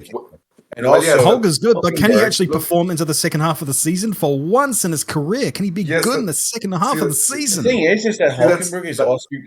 Go ahead, Colin. Go ahead. Yeah, see, Ciaron, this is why I wanted to address, because this is basically the same argument I've made over Ocon, where you actually agreed with me when we talked about this. It's basically Hülkenberg at his very best, the peak Hülkenberg, or even slightly below his peak, easily beats like peak K-Mag, but. Well, he does, yes. But what we saw in the second half of 2024 and what we see in many second half of seasons is often not peak Hülkenberg. And we did see in the second half of 2024, we did see the peak K-Mag for once, for a consistent stretch of races. And, Hülkenberg on like mid-level form, peak K-Mag does beat that. And it's similar with Ocon, like... Ocon on his day is a better driver than Nico Hülkenberg, than Kevin Magnussen, easily. Like, peak Ocon wipes the floor with Kevin Magnussen, with peak Kevin Magnussen. Or even with average Kevin Magnussen. Any version of Kevin Magnussen, peak Ocon wipes the floor with. But the Ocon we saw in the second half of 2024 and all of 2025, with the exception of like 3 races, he was not an upgrade over Kevin Magnussen. Like, we saw Kevin Magnussen exit the sport basically at his peak, and we saw Ocon enter the team at his lowest, and it meant that we did not have a benchmark for Bearman, and it meant that we didn't get to see. Well, we basically got a downgrade at Haas, and I think it would have been better for K-Mag to stay on there. And I like Ocon to some degree. I mean, everyone knows I'm not an Ocon fan, but he's still a likable guy, and I want him to have a seat, but he needs to deliver this year, because until now, he hasn't been an upgrade. But if he were still at his peak, if he were the guy who took the fight to Alonso, if he were still the guy who saw it Alpine in 21, 22, like that would be glorious. But he hasn't been there in a while. Okay. Josh, did you have anything to say? Did you want to jump in, or can I say something? No, go ahead. Okay, sorry. So I want to be very clear about this. We're going a little off topic. I know we're talking about just drivers now. We'll get back to teams. But I want to be clear about this Ocon thing, okay? Because this thing really annoyed me because he made me look like an idiot. 'Cause I really defended this guy, and I was out there saying, give him a chance. He's going to be a great driver. And I was so impressed with just his ferocity in the face of the great Fernando Alonso, who's clearly a better driver than Ocon, okay? But Ocon took it to Fernando. And the world was watching. Half of Spain was obsessed with Esteban Ocon those 2 days, in 2 years in a bad way, because they were like, they all suddenly knew who he was. They were threatening him, calling him the worst teammate ever. And I was looking at this guy like, wow, look at you. Go after Fernando, put him in the wall, insult him on the radio, and still finish close to him in the points. You have potential. And now look. Like, this guy fell off so hard. Like, he completely didn't improve as a driver. His qualifying is still super inconsistent for me. And the Haas even were saying last year, like, even Ayao Komatsu was looking at his data and before the season has given him an ultimatum. Like, you can't be that inconsistent when a rookie's even more consistent than you. Embarrassing. And he's, like, soft. Like, I don't want to turn this into, like, I'm not misogynist, but, like, his image he had an opportunity to craft an image those years next to Fernando when the world was on him, by extension of him just being Fernando's teammate, of this like villain driver that was rough, that was tough, that would put you in the wall if you mess with him. And I feel like from a branding perspective, from a driving perspective, he squandered that. Because he didn't really get any better. He didn't really perform well after that. And now he's got like soft touch approach. He's like doing all these goofy social media interviews. I haven't seen him be super aggressive in so many races where you would like. And his race engineer is a woman. I mean, it doesn't matter. I mean, it's about who is good. But I just felt for his brand, like this is the guy that was supposed to be the villain, the vicious driver. You know, he should have a race engineer that fits that. That's all from a branding perspective. And everything about him has just turned into like mediocrity. He was awful last year. Awful. And I don't care if he had some races where he was at Behrman's level. He got smoked by a rookie. And that is like, I bet you Ayao Komatsu will fire him if he's anywhere near that again this year. You can take that to the bank. They will not tolerate that again. So I'm going to stop there, but Esteban Ocon has not delivered in his F1 career, in my opinion. He just hasn't. And there was so much hype around him, and he just is nowhere near what I thought he would be. I really thought he would be like close to Leclerc. And the guy is just like, he had those 2 amazing years next to Alonso, and he just did not build on that. And now he's facing an exit, in my opinion. So we'll see. I always find the story of Ocon very fascinating because he's, well, basically the poorest F1 driver we've had in an incredibly long time. So he had an incredibly challenging path into racing. He made it to F3. He beat Max Verstappen, but still Max was the one promoted to F1. He then finally got a seat in F1, and then he lost that seat to Lance Stroll. So, and then he came back finally to F1. And I mean, he was basically a crowd favorite, I think, at that time, because everybody absolutely loved his story of that incredible underdog who really went from rags to riches. And then Max Verstappen was already beginning to be a not so liked driver at that time. And then everybody hated Stroll already. And so he had everything to be just the most popular, everybody's favorite driver on the grid. And then he completely squandered that by getting a reputation for crashing into his teammates, and then obviously taking Max out from the lead didn't help, even though that wasn't entirely his fault. And then he sort of built up this image of being this actually, terrifying driver that will take you out even if you are his teammate. And then he fell off, and now he's bad, but nobody likes him because he's supposed to be a villain. But if you're trying to be a villain, you have to be Max Verstappen. You have to be actually good at driving your car. And so everybody just dislikes him, or like dislikes him in the sense that he is the villain, but he's no longer good enough to back up his role as the villain. So it's just it's just a fascinating thing. CZ, do you remember the race in Mexico where he went on the radio and said something like, "I'm gonna do it. I'm gonna make the move this corner," and then he didn't. It was a race where he went on the radio and he literally said, like, everyone was laughing about this. Like, he was literally saying, "Okay, guys, I'm gonna go for it in turn one," and he didn't.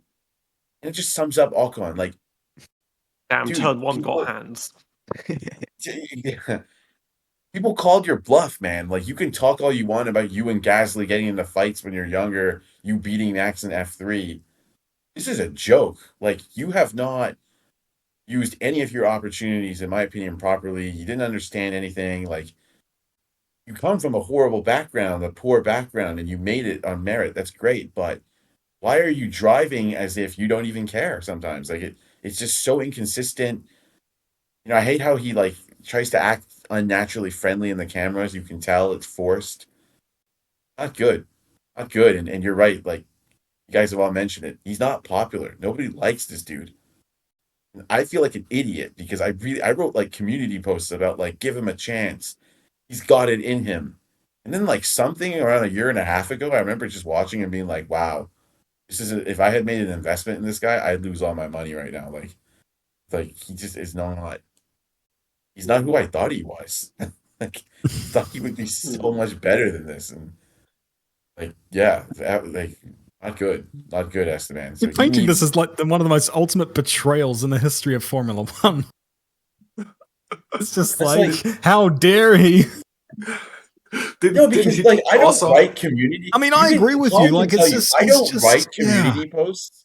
I don't write community posts. Like, my channel isn't that big, right? Like, it's not like yours. Like, I've got like 14, 15K subscribers. So I have a very like niche thing. Like, people know what I write about. I very rarely take time to write about a driver and defend them and like have to deal with all the barrage of insults. And like, I just feel like this guy really, yeah, he really did not perform the way it should have been. he let you down?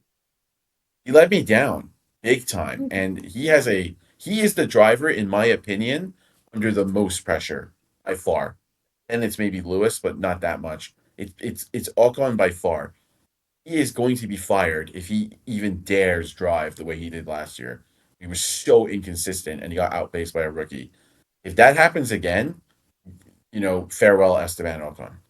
And one more thing that disillusioned me towards Ocon a little bit was it the 2025 Alpine launch where he talked about his Mercedes ties?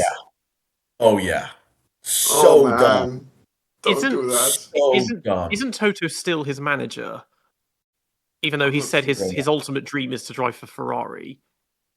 What an idiot. When by all accounts, if/when Lewis retires, that seat is probably going to Behrman. Yes, and Con, what you said as well actually really ticked off Alpine. He wanted him out because of that. He literally went to an Alpine launch talking about Mercedes. What are you doing?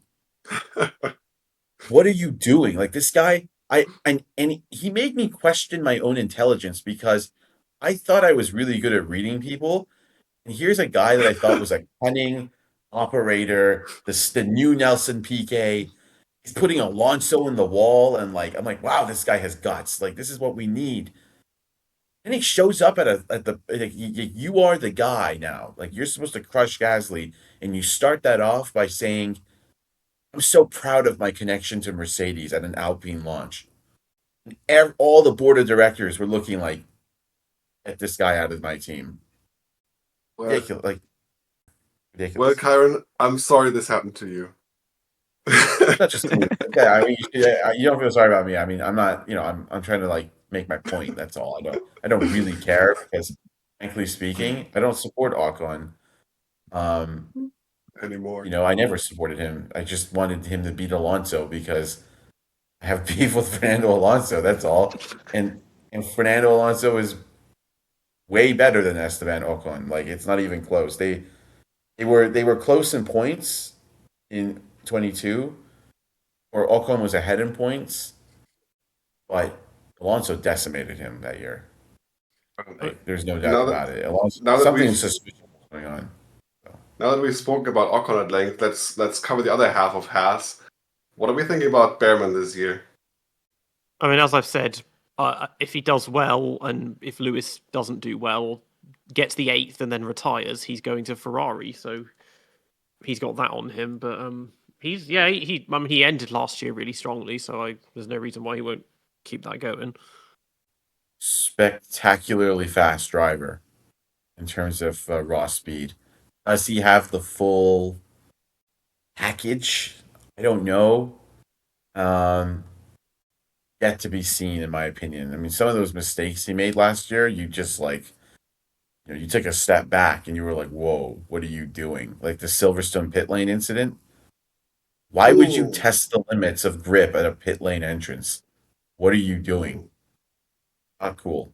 Well, maybe he's preparing to replace Lewis, so he's copying some of Lewis's tactics, isn't he? So Maybe, but it's funny. I don't know. He's so fast though, so I think he'll be fine. He's an excellent driver. He'll be fine. I think this And year he's got a great opportunity because Haas seemed to be the 5th or 6th fastest team, basically tied with Alpine. And so if he has a car that's, I think, capable of putting him constantly at the top of the midfield, and he can just put together a season like sort of I think it was 2018 when Ocon just had a season where he got between 8th and 10th places basically every single race. If he can just put together a season like that where he shows that he can be consistent, he can be reliable, I think there's a very real chance that next year we are going to see 2 new drivers at Haas, and we're going to see Behrman in a Ferrari. So I think we have to watch him with great care because of all of the drivers on the grid this year, he is going to be the one with the biggest potential upside for next year or for 2027. Because if he gets that Ferrari seat, then who knows how far he can go. So I also just want to say big props to Io Komatsu because he really got that team together. Everything seems to be going incredibly well with them. And I'm just glad that it seems to work. Yeah, I've got nothing more to add. There's only one question I do have. When is the Toyota takeover going to happen? because it's already Toyota Gazoo Racing sponsored by Haas when you look at the overalls. So Yeah, and also they made movements with their junior drivers or development program. Like it started 3-4 years ago with Ratomo Miata, which I thought great. He's worthy of it, but it was way too late to try and bring him over to Europe. But they're getting Kalle Rovanperä now. Gin Nakamura looks great. And they're implementing them all over the globe now. And it's like, it's been happening the last 2-3 years. It's like, you're doing that for a reason, you know? And they've got title sponsorship now. It basically almost reads like a Toyota team now. It's just a matter of just taking it over entirely. And you'd think next year or 2028. I mean, Rio Hirakawa is constantly testing for them and Alpine and everyone else. And I don't know, he must have a ton of money behind him because he just keeps appearing everywhere when he's like, what, mid-30s or something as well. That doesn't make any sense. Yeah. But, and you hear about how much he's paying for some of these tests at McLaren and stuff. It's like, look, I know you're good, but I didn't know you were that loaded. Jeez. Like, his dad must own one of the manufacturers or something to have that kind of money. But like Williams and Haas, they're in this issue that because if they want to bring in rookies, it's kind of like it's hard to tell if it's worth it because all of their reserve and so-called test drivers are at the mercy of a testing ban that was brought in as a cost-saving measure during a global financial crisis nearly 20 years ago. And until they get rid of that, it's like no one's really going to be as prepared as they should be beyond doing lots of simulators. But I mean, one team that does actually have a rookie this year is Racing Bulls. So that's the only different driver lineup. With Arvid Lindblad, like, it's probably British bias. Everyone keeps raving about him like he's the next Antonelli. And I'm looking at his junior career and it's like, it's just okay. Like, he has a tendency to start strongly and then collapse midway through a title campaign. And it, like, fine. I mean, he's very young. He's only 18, but obviously it's a big thing for Lawson because he was just okay after his downgrade last year, and he may not make it past this year if he doesn't beat him very convincingly. Yeah. Yeah, Arvid Lindblad, I have no intel on him whatsoever, so I can't add to that. Sorry, Josh, go ahead. No, good. Lindblad I'd been hearing about since like when he was in karts, and I think ditto too with you, Peter. That was sort of the first time you heard about him, because Red Bull was sponsoring him even when he was in go-karts. I think it was 21. They started sponsoring him when he was like 14 or something. So very early. Something like that. Yeah. And already Sky Sports F1 was saying, is this the next Max Verstappen? And I'm just thinking, okay. No.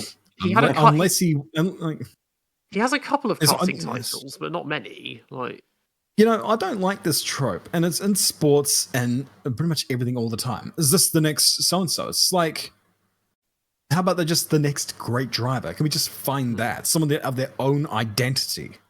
Why does it have to be the next, Max, the next Lewis, whatever have you?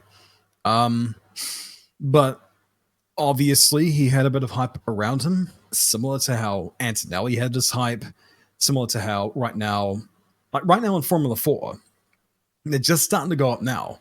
We've got Kenzo Craigie, Christian Costoya, Andy Consani, and they're awesome. Like, I've actually seen them race. They're good. Of course, it may not directly translate to racing cars. Like, Tuukka Tappinen was a double world champion, and so far he's been okay in cars. So we'll see. But with Lindblad, he came into the cars, and it was sort of just like, it's okay. Then he came over here to the Toyota Racing Series, Winter Series in New Zealand. So I had a chance to see him. And I like the series because, like, for example, 2020, the top four in the championship were Igor Fraga, Liam Lawson, Franco Colapinto, and Yuki Tsunoda. And it's just like, awesome. You can see the future stars here. Lindblad's going to be here, so maybe it'll change my opinion. It didn't. He ended up fighting for the title with a dude who I don't particularly rate. And the grid that year was relatively not as strong as previous years or even this year. This year's grid was insane.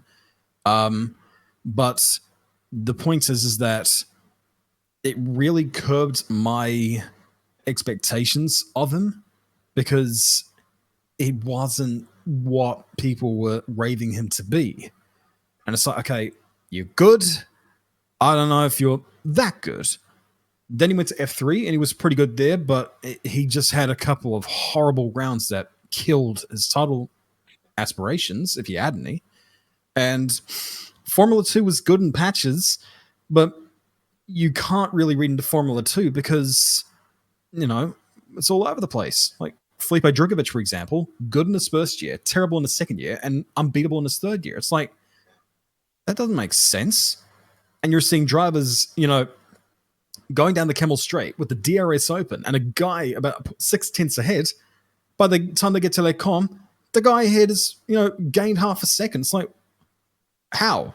So there's big disparity there, and you can't read into it very well. So what we got is all this hype, a junior career which was fine, but not exceedingly great, especially not as compared to other drivers. And it makes you go, okay, well, how's this going to go? Especially when at one point they were looking to have Alex Dunn, who is all that, despite not quite having a resume which would speak volumes. But, like, it'll be interesting. For all we know, he may swim. He may not. But he's going to be up against Liam Lawson, who's, as much as I advocated him to get into F1, since he's gotten into F1, it's just been like, like, I don't know.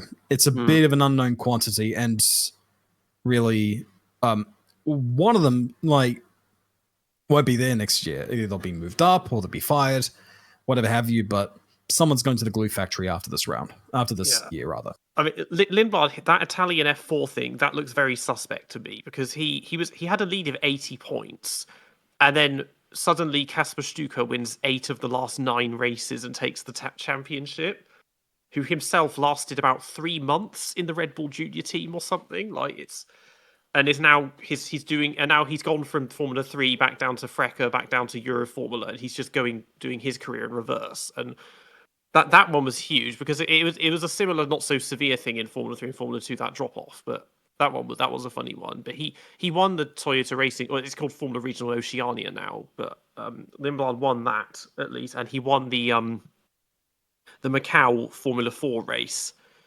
But that's pretty much all he has in terms of credentials. It's really not Max. It's not even Antonelli, because Antonelli won loads of stuff, but it was against some pretty crap opposition for the most part. Like, it wasn't really... Rafael Kamara's the goods, and he'll likely going to be in Formula 1 next year if Ocon does get sent to the glue factory. I mean, obviously a lot of these, because listen, guys, after what happened with Mick in F3, do you guys believe anything in that series?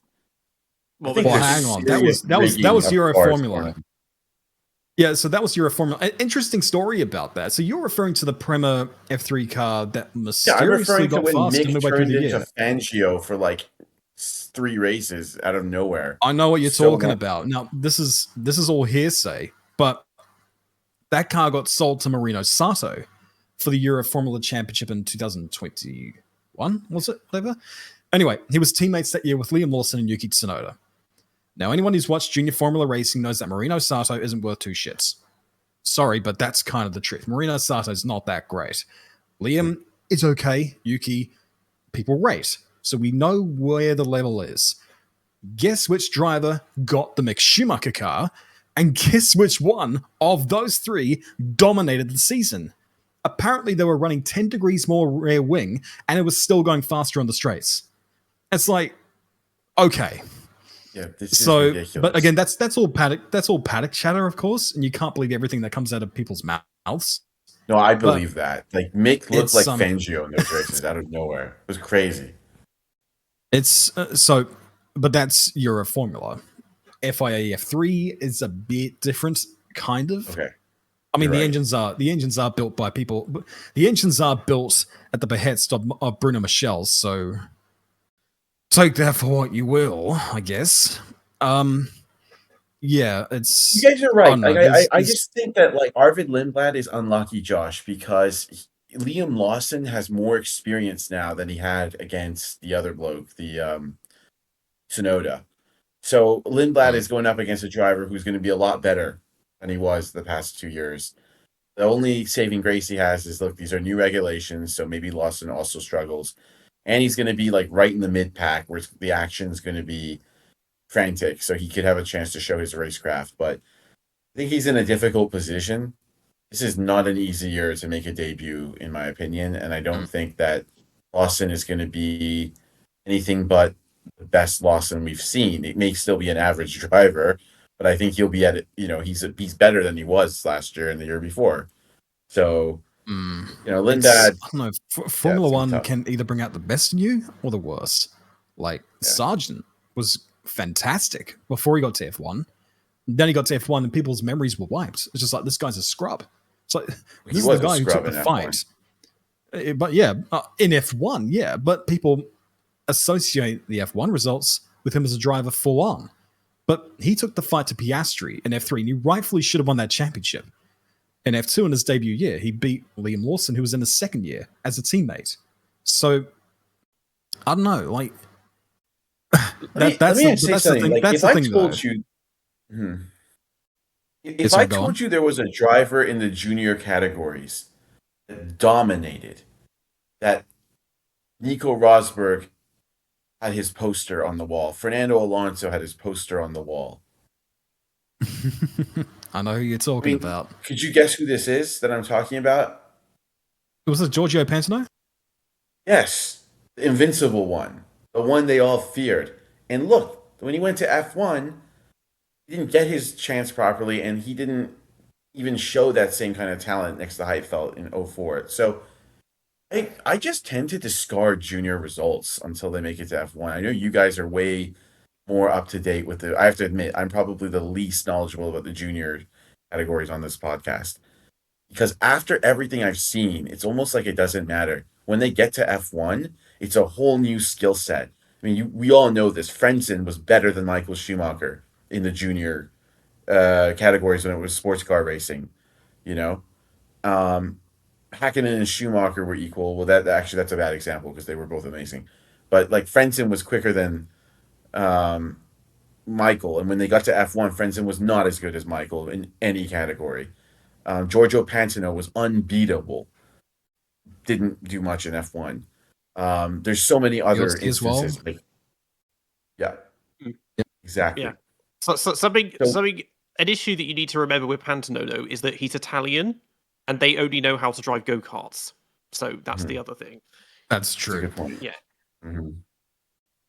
It was interesting. There was another example there, but yeah, like so, it's going to be very difficult to see who out of those two is going to be ahead this year.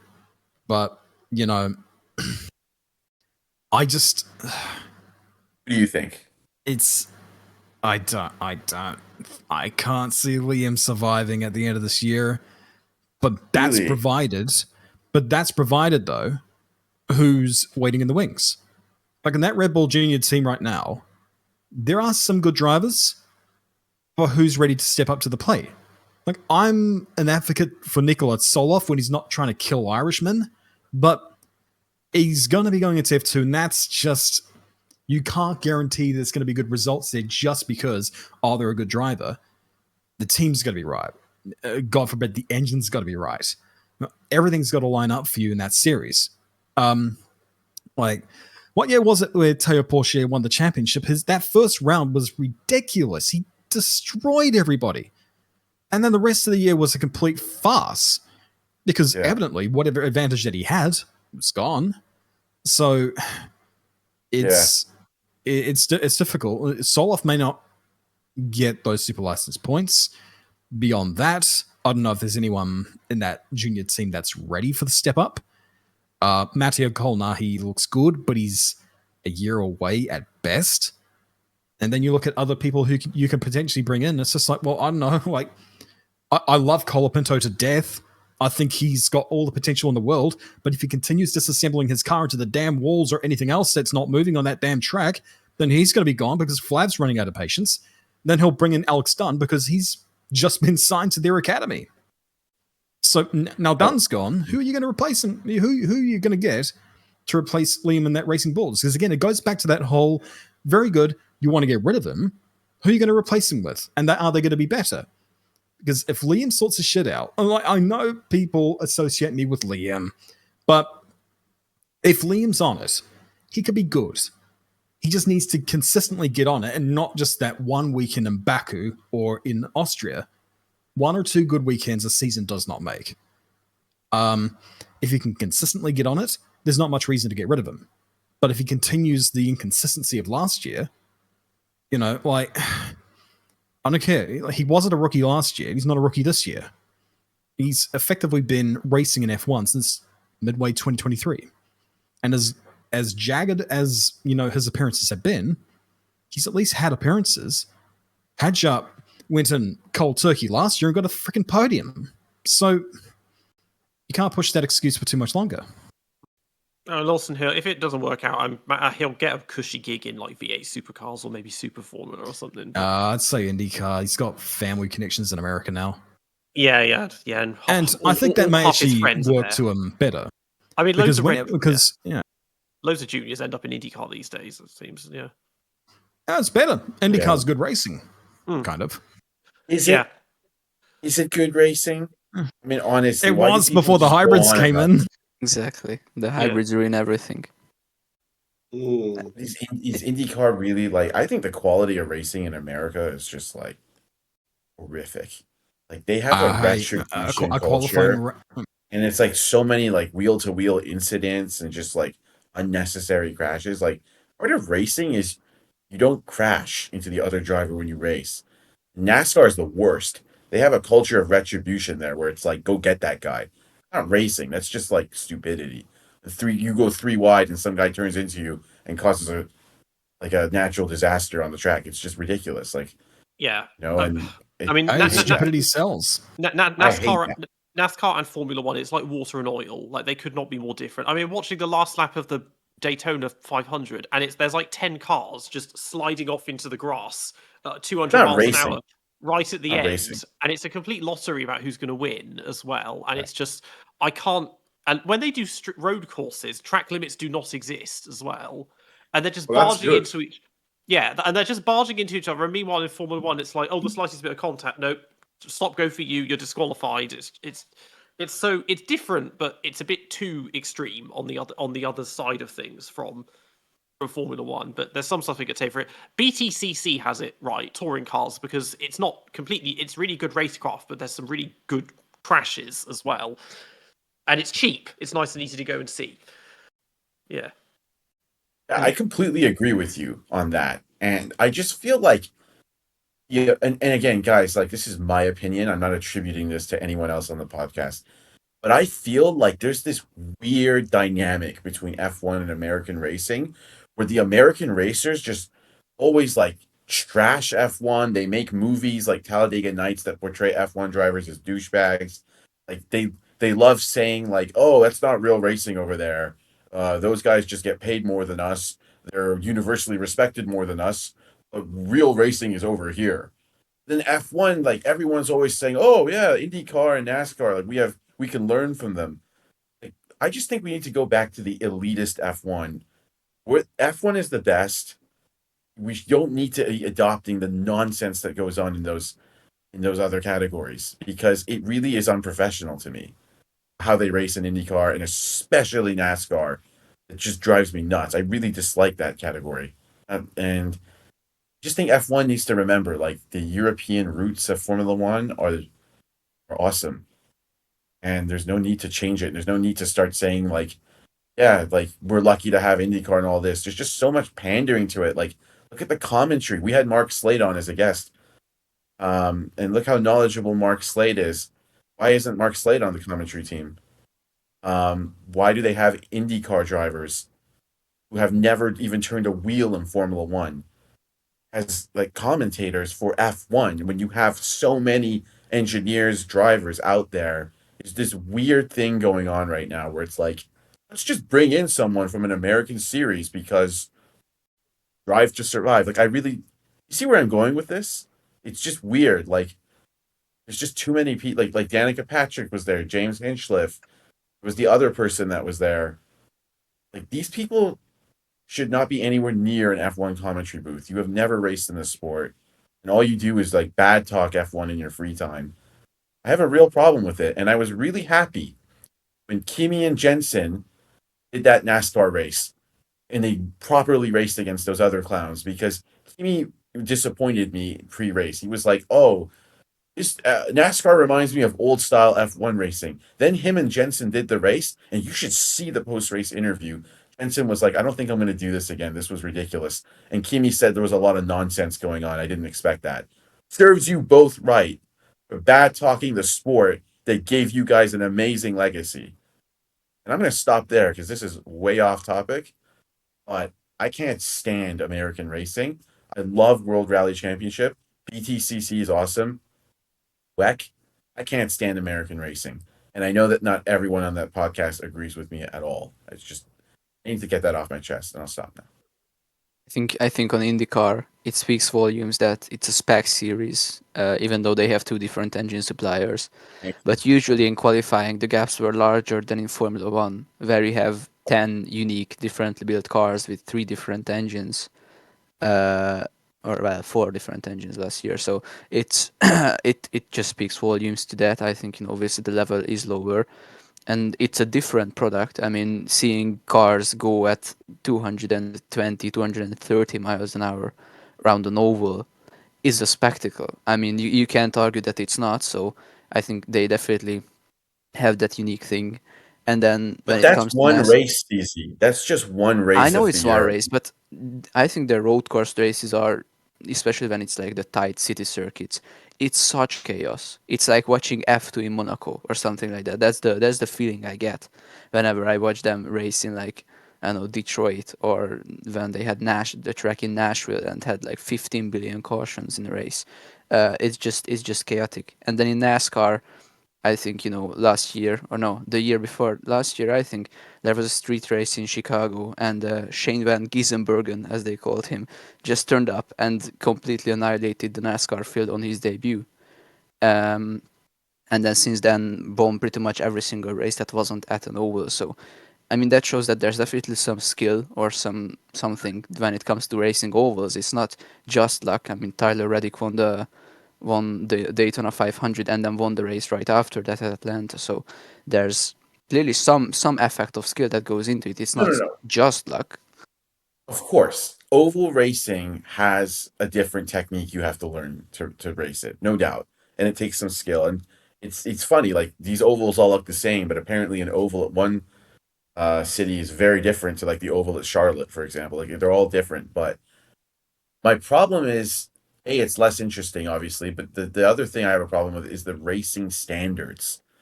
Like, look at the number of stupid crashes that happen in American racing. It's just shocking that number of times someone just turns in on someone else. You're going 3 wide, and then another car bumps you from behind on purpose to crash you. There's a culture of retribution, like in NASCAR, they encourage it. Like, oh, that guy got you, so now you got to ram him into the wall. Like, that is not racing to me. That's like exactly the anti-racing.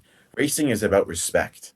And then it's about giving and receiving. And that's how you see beautiful moments like Michael Schumacher and Kimi Räikkönen into turn 1 in Brazil, where they go wheel to wheel in the wet and they don't even touch once, but they're 1 millimeter apart because there's a respect there.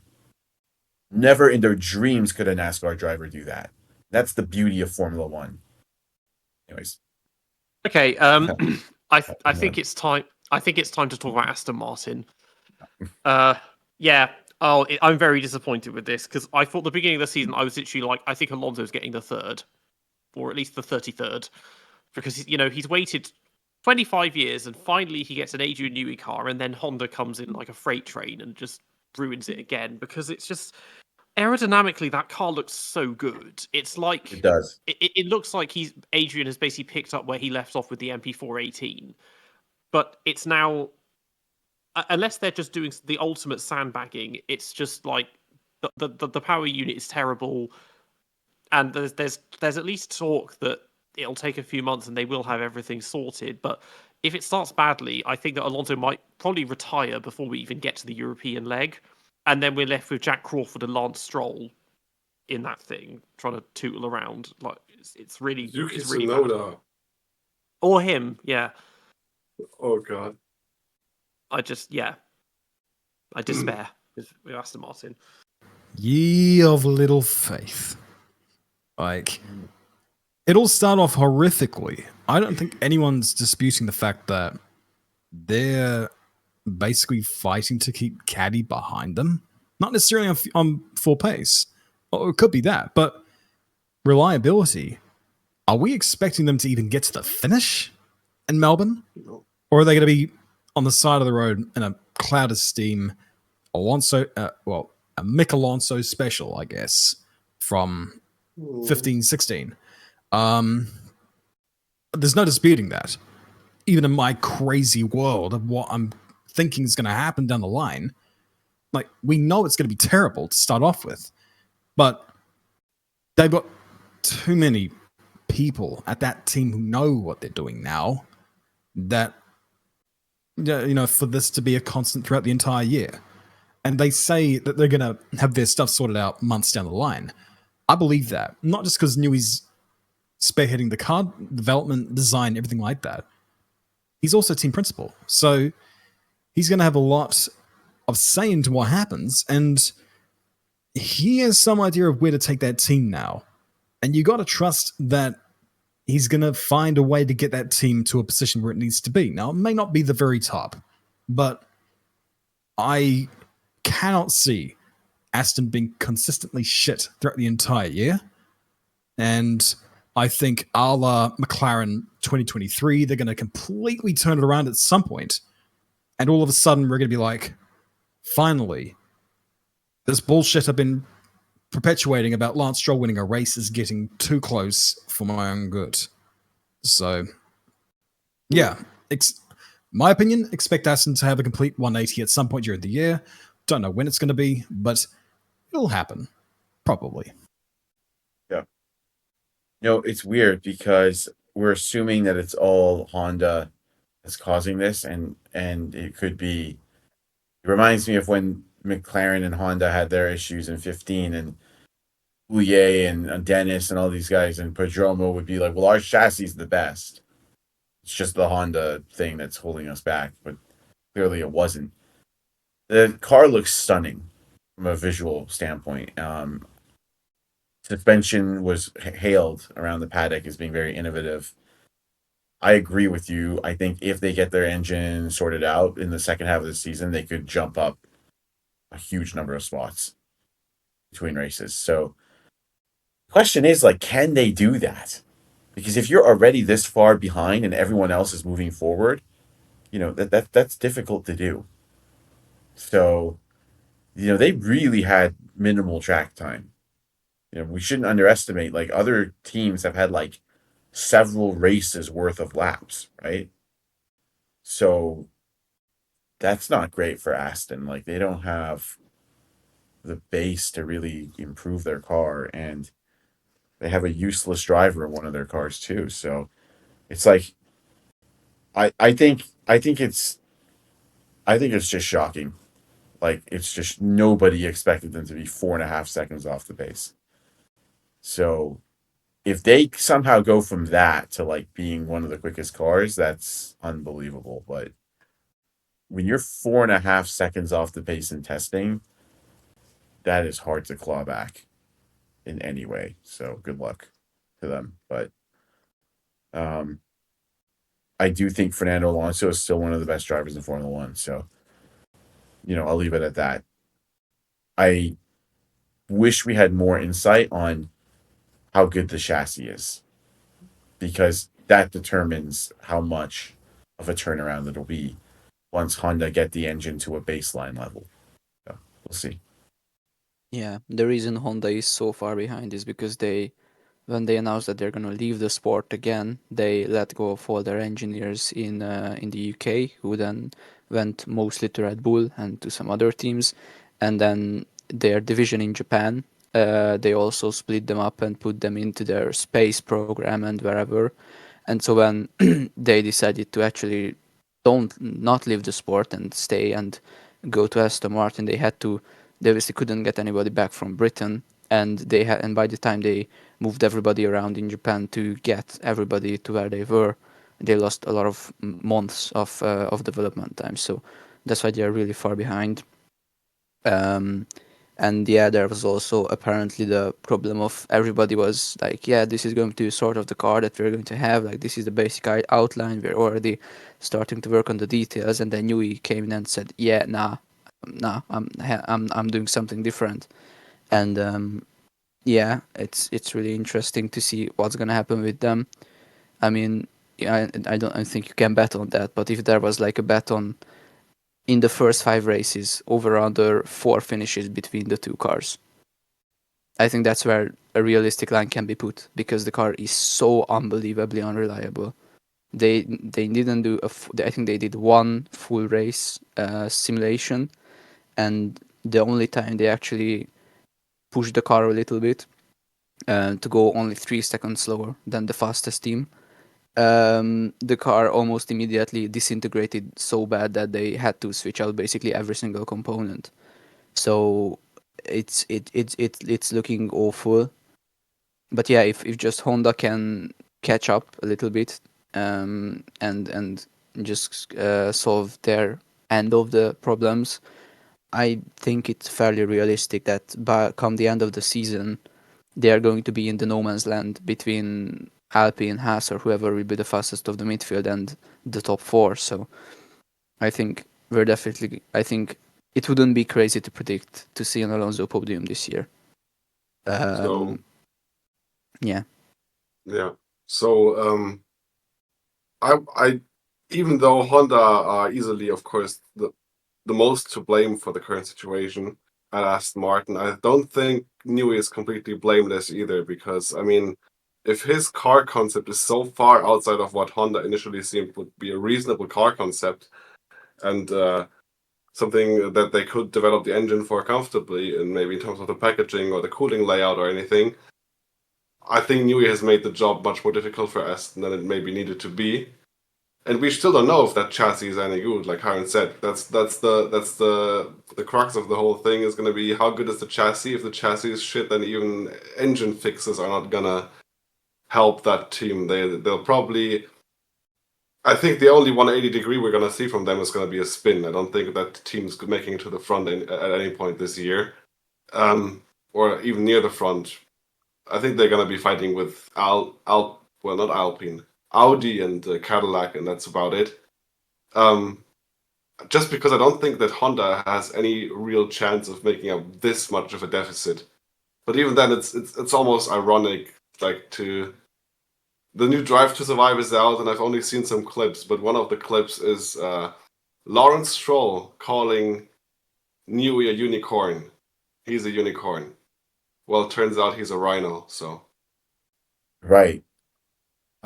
I think the Aston Martin car looks amazing. I've said that a few times in terms of the aesthetics. So it reminds me of the MP4 18A, like someone else mentioned. Testing is a disaster. Once they got the 19B on track, it was way better, wasn't it? Right? So actually, that's not what happened. Sorry. So the MP4 18A never even raced. So it was so bad. But my point is like, Newey's had these situations where car was super unreliable because the engine manufacturer was a disaster, but also because his design made the engine not integrate as well. They had to the long story short, they had to lower where the engine was usually sitting in the car, which caused more reliability issues back then for McLaren. I don't know how much of this is just Honda's incompetence and how much is Newey's design as well. And I feel like the media have underreported this. Like, I want to know who's at fault for this. Who is at fault for this car being 4.5 seconds off the pace? Is it all Honda? Is it Newey as well?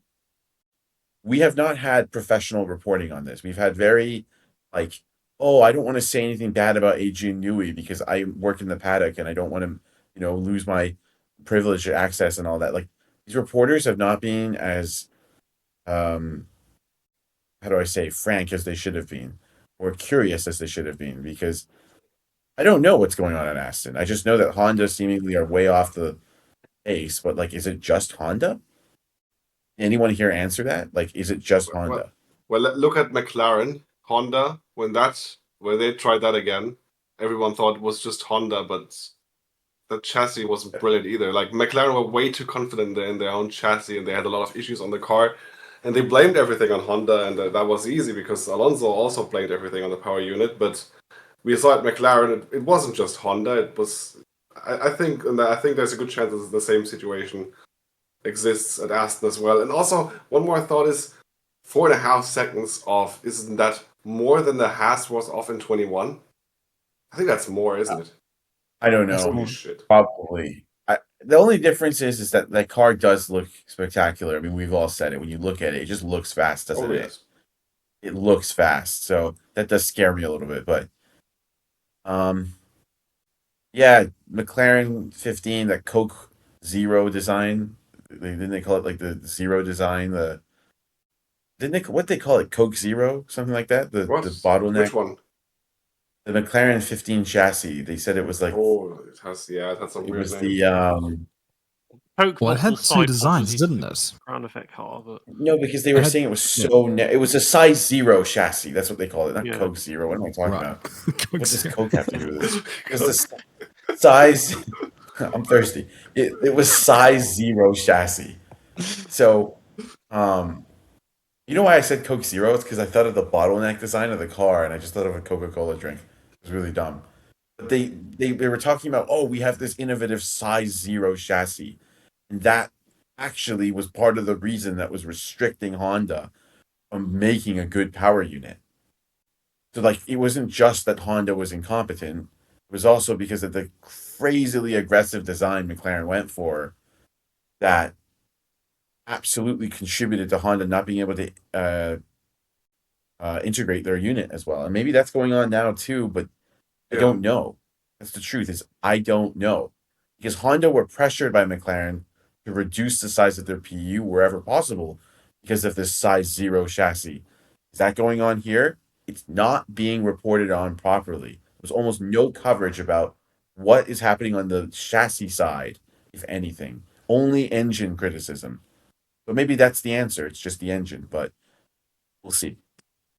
Yeah, I think the But blame is like 85 to 15 to Honda, so definitely Honda is mostly at fault. But yeah, it's clearly a lot more things went wrong than just Honda being completely incompetent, because we know that they aren't just absolutely incompetent. They had they managed to make the fastest car, or the engine for the fastest car, for, well, 4 of the last 5 years basically, or 3 of the last 5 years, however you look at it.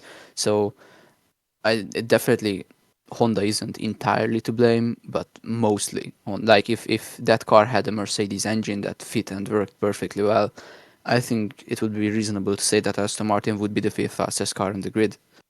probably And more. so, Probably when the difference is just like probably about 3 seconds or 3.5 of seconds of that 4.5 second difference is the engine.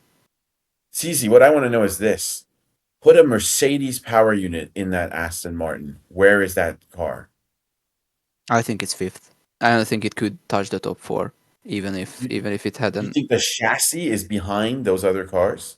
I think it is. It's Okay. so radical. It's so radical. I just can't see how it works. Like when somebody just shows up with something so radical, I just don't see how that's going to be so good. Because if it was like, if all the other teams went in somewhat of a similar direction, and so if the clearly four best teams picked a sort of similar looking car, except for maybe Red Bull, then clearly there's something to that. And so when somebody else shows up with a very radical approach, I just don't trust that being better just because looks different and it's Adrian Newey. It might be better. It's just my gut feeling says that it is not. There. I like Shall it. we move I on? like it. Move on. Yeah. So next is Alpine. Didn't hear a huge amount on them when testing. They seem to just tootle on and do it without any major issues. Of course, they can only get better from last year, but the car seems okay. They might have got themselves back into the midfield, but yeah. Alpine had some really innovative aero on their car, didn't they? I think they've really done a good job compared to where they were last year. They were at the back last year. Colapinto, Gasly duking it out. They've really made some huge gains. They're like 5th or 6th now, right? We think they're 5th or 6th overall. So, pat on the back. Something happened there that they did a good job. And they need to just keep going like that. And the drivers need to step up. I think it could be a really good start of the season for Alpine. Remember what happened last year, guys. They were the only team that did not improve or something over the year. Do you remember that chart that we all saw? The updates that were introduced by all the teams. The only ones that got slower were Alpine. We can't do that again. Alpine can't do that again. That's ridiculous. Like, every other team put updates that made their car faster, except you. Like, Flavio wants to go and insult Franco Colapinto like you're the problem.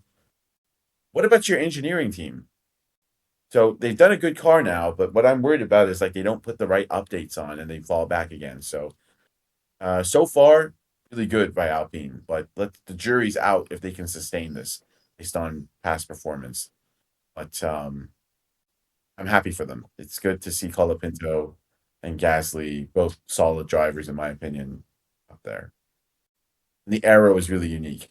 The aero that they have on that car is unique. So Mhm. I think they're fifth fastest. I think they're actually better than Haas. I think Haas is sixth. I think Alpine is fifth. But we'll see. May well be. I don't think there's much between Haas, Alpine, and Williams, really. I think it's just going to be like 2025, where it's going to be depending on the track. They're going to be shifting back and forth based on the track, I think. Because the different aero concepts of all those teams, they have fundamentally different cars. I think they're just going to be trading spots. Even Minardi might be in there in the mix, because they didn't look too bad in testing. But we're going to see about them. Alpine, yeah, the rear wing construction is really interesting with the way they've done the DRS this year, where it's just instead of like flapping up, it flaps down, I think, or something like that. And yeah, that'll be interesting to see if that works for them. Gasly has been on really good form for the last 1.5 years, probably longer. So strong on the driver front. Mercedes power unit, there may well still be more performance in there that they didn't show in testing. Could be fifth fastest, yes. Alpine, they might not be in a terrible spot, but I don't think Colapinto's going to last. If he does deliver another season like that, at the end of last year, I looked at the quali averages. I have the whole spreadsheet, and Duan and Colapinto, their average gap to Gasly qualifying is within 1,000th of another. So they were virtually the same in quali compared to Gasly, which is disappointing considering, yeah, they shafted Duan, got him out of there. Death threats from the Argentinian fans, and the replacement didn't really look any better. But I guess Colapinto's bringing in more money for them, and that doesn't hurt for sure. Never count on Enstone. Enstone, they can, 1 minute to another, they can deliver a great car. Well, not 1 minute, but like Enstone can really surprise you. Yeah, the rear wing is the really interesting thing, because obviously, so the main, if we ignore Ferrari's crazy flipping around wing, there's three ways or like three places to sort of actuate the movement of the wing. You can set the actuators at the bottom of the opening flap, at the middle of it, or at the top of it.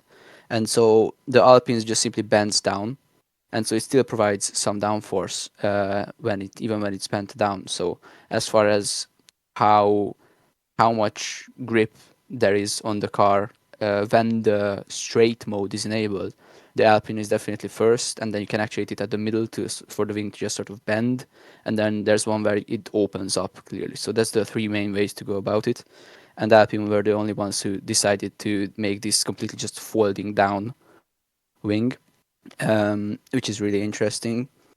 And yeah, I think if I had to pick somebody to finish ninth in the drivers, it would be Gasly, because he will probably have the most consistent performance among Sainz, Behrman, and himself, who are, I think, the three drivers gunning for that King of the Midfield title. And when it comes to Colapinto, I'm just not sure why he's still there and what they are doing, because he was so outperformed by Gasly, and the only time he was kind of sort of there or thereabouts at Gasly was when they were 15th and 17th, or literally 19th and 20th. And if you can only be close when the other guy is having a bad day, or when the car is completely useless, then it isn't really worth it now, is it? It's kind of the same way how Tsunoda was with Verstappen, only close when Verstappen had a bad weekend. So I don't see why Colapinto is still there. And I mean, I'm fairly certain that he won't be there for 2027. And basically the only reason he wasn't kicked out, I think, already, is because they don't have a better solution than Colapinto at the moment, because you're not getting Victor Martins in there. So at that point, I would also rather have Colapinto. So I think Colapinto is definitely somebody who has to massively improve, because last year's form won't be enough to retain a seat for 2027. Easy, you think that the races Colapinto was close at the end there was because Gasly was having a bad day? Is that it? Because some people were saying Colapinto was really raising his game. It seems like you're saying, well, it was more Gasly off form. You're not convinced at all with the races Colapinto was close to Gasly. That's interesting. Yeah, so Gasly had sort of, sudden bursts of pace on a weekend where he could just grab a ninth place, he could just grab an 8th place or 10th place, and these happened basically randomly all throughout the season at certain tracks. And towards and at the end of the season, I think he only had like 1 point scored in the last however many races. And whenever he wasn't having these bursts, Colapinto was gradually sort of closing up to him. But Colapinto never showed any of that potential that was seemingly in that Alpine car to sometimes just get a point. Colapinto never showed any hint of having that potential, in my opinion. And so it's not, as maybe it's when the car really suited the Alpine, or the track really suited the Alpine. That's when Gasly could just extract that extra little bit out of the car, that extra 10th lap. That allowed him to score points, because last year that was the difference between 20th and 10th. But Colapinto just never got that, really. And whenever the car had zero potential of scoring points, he was there or thereabouts with Gasly. But that doesn't really work, does it? You can only be close if you can't be close to your teammate when your teammate is scoring points, and you're only close when your teammate isn't scoring points.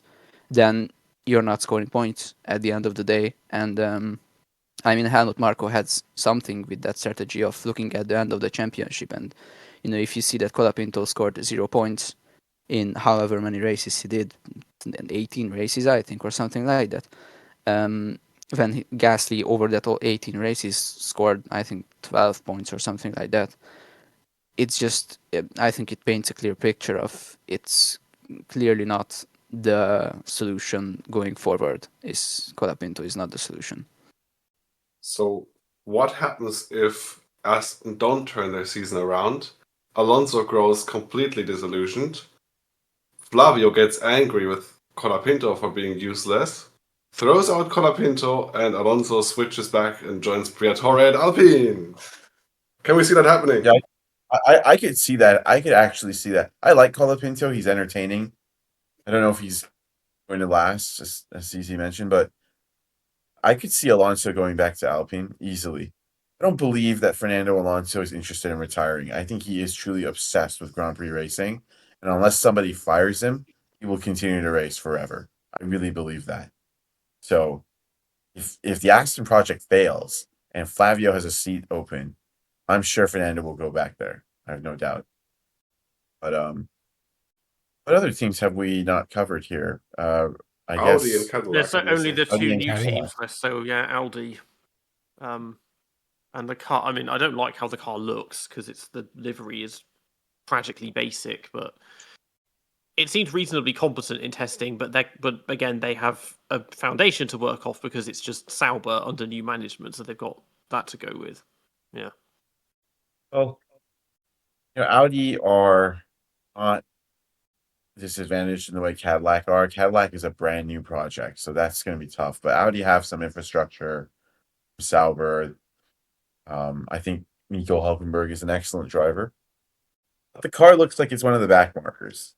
So, I don't think they're going to be even mid-pack. I think they're going to be not last, but like third last, something like that.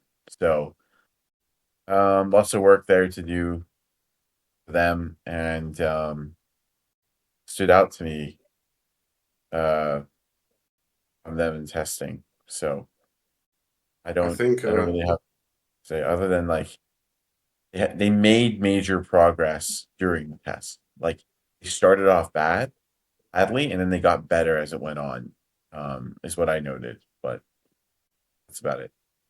I think Audi have the most anonymous of all the driver lineups, probably. I mean, other than Minardi. And I also think that Audi, my expectations of them are low, mostly because they are one of the teams, first time they've developed a power unit now. So that's, of course, there's going to be issues there, and we saw those issues in testing. I think we saw like 3 or 4 power unit failures in testing, and that's not good. That's not a good sign. Binotto said that they took note during those tests of everything that went wrong, and they have a nice list of things they are going to tackle and fix now. And he also said, Binotto, that he has never seen a list that long before. So, Audi, they might take some time to get up to speed, but I mean, they could turn it around halfway into the season. Never underestimate Audi in any category of racing. They're a powerhouse. They can turn things around. I think the biggest hindrance that Audi have is for one that the power unit project is so new, but also just the Hinwil base. They are still operating out of the Sauber base on the chassis side. The production facilities for that chassis are not necessarily on the standard of Mercedes, Ferrari, and so on. So they're always going to have a bit of a deficit there. Parts are going to take longer to manufacture for them there. And so I think they're going to need to upgrade that facility first some more and put in a lot of investment there before the chassis side of the team is going to be fully up to par. But I mean, last year we already saw that operationally Audi made some really good progress. Sauber at the time, they delivered some good performances. Hülkenberg finally got his podium, which he never would have gotten in a normal race, but it was a decent drive. And maybe with that off his chest, he can rest a bit more easy now and work on his consistency some more and maybe have a strong second half of the season for once. I mean, things are not looking too bad for Audi. They are starting on the back foot, but never underestimate Audi. I forgot that James Key joined Alfa Romeo in 2023. So he's technical director at Audi. And of course, he left McLaren when they were not doing well. And then when he left, and I don't know what other moves they made concurrently. Can't remember if Rob Marshall came in before or after that, but McLaren turned into an amazing team after he left. So, He was at Audi when they were Sauber as well back in the day. James Okay. Key, like early Yes, that early connection. 2010s. Yeah. it's interesting to see. This will be a chance for him to really make up for. I think he really left McLaren in disgrace. He was fired. So I'm sure he'll be motivated to show everybody he's like one of the best engineers. So it'll be interesting.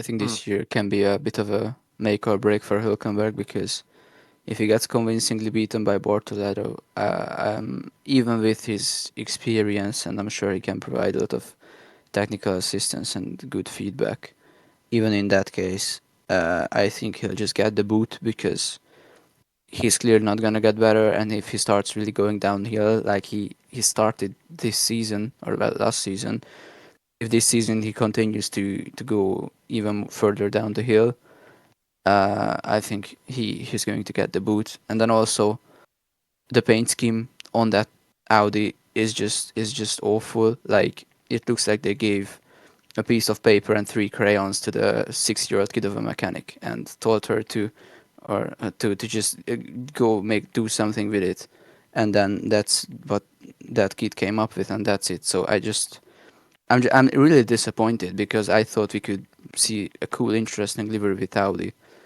and yeah, instead we got this thing, which, according to the people who were at Bahrain at the track, it looks better on track than on camera because of the matte coloring.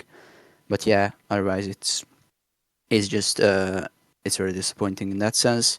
But when it comes to performance, I think, for me at least, Audi was the biggest positive surprise, definitely, because along with Red Bull, because I mean, I was fairly confident that they would be just ahead of Cadillac and clearly off the pace of everybody else. And instead, they, although not very reliable, they were clearly fast enough to hang with the lower end of the midfield, which is a lot more than what I expected from them. So I think they're going to get even better as the year goes on with Audi. I think they have a very good technical background, and obviously the infinite money is never a bad thing. Even with the cost cap, obviously there's ways to spend money that doesn't get impacted by the cost cap. So I think Audi has a lot of potential, and they're definitely starting from a higher point than I think most people expected. Yeah. Hulk is definitely getting toward the end of his F1 career.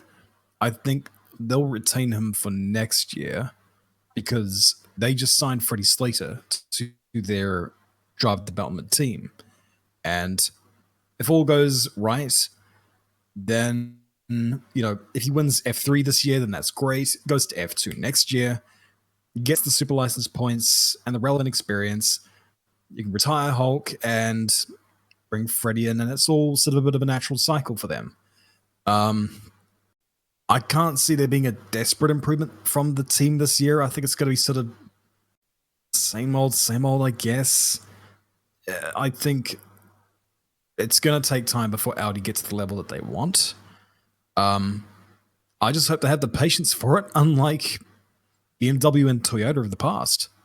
But we'll see. They may have the odd 5th place finish this year, and likely that'll be that's going to be snapped up by Enrico Bernaldi Jr. But otherwise, yeah, I'm not expecting a hell of a lot from this team this year.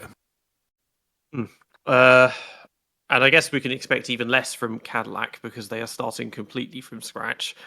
But they've done a reasonably good truck of it. I mean, the car, that asymmetric livery is kind of difficult to look at. When they revealed the first renderings, I couldn't tell if the lighting was just really, really oversaturated because of how shiny it was.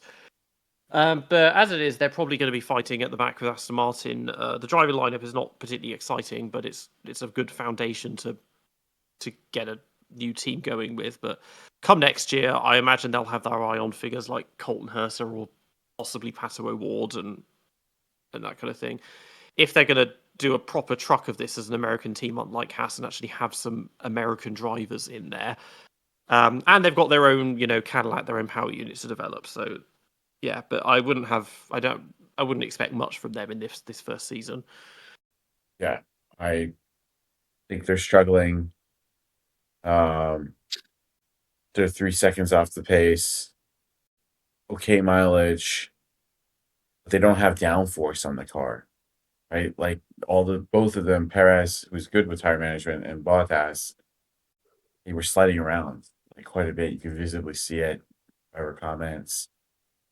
So it's like they just got a lot of work to do, but there isn't anything that stands out as monstrously bad. They just don't have a car with a lot of downforce, and if they make steady improvements, who knows? But it's normal when you start a project for the first time that you have to learn how to build a car properly and learn how to develop it properly. And right now it's just slow, but there's nothing fundamentally wrong with it. It just needs more downforce, and once they add more downforce to it, who knows what will happen. But right now they look like the second worst team on the grid, and that's where they'll probably be on race 1. So yeah, not much more to add. Two drivers are Bottas to retire.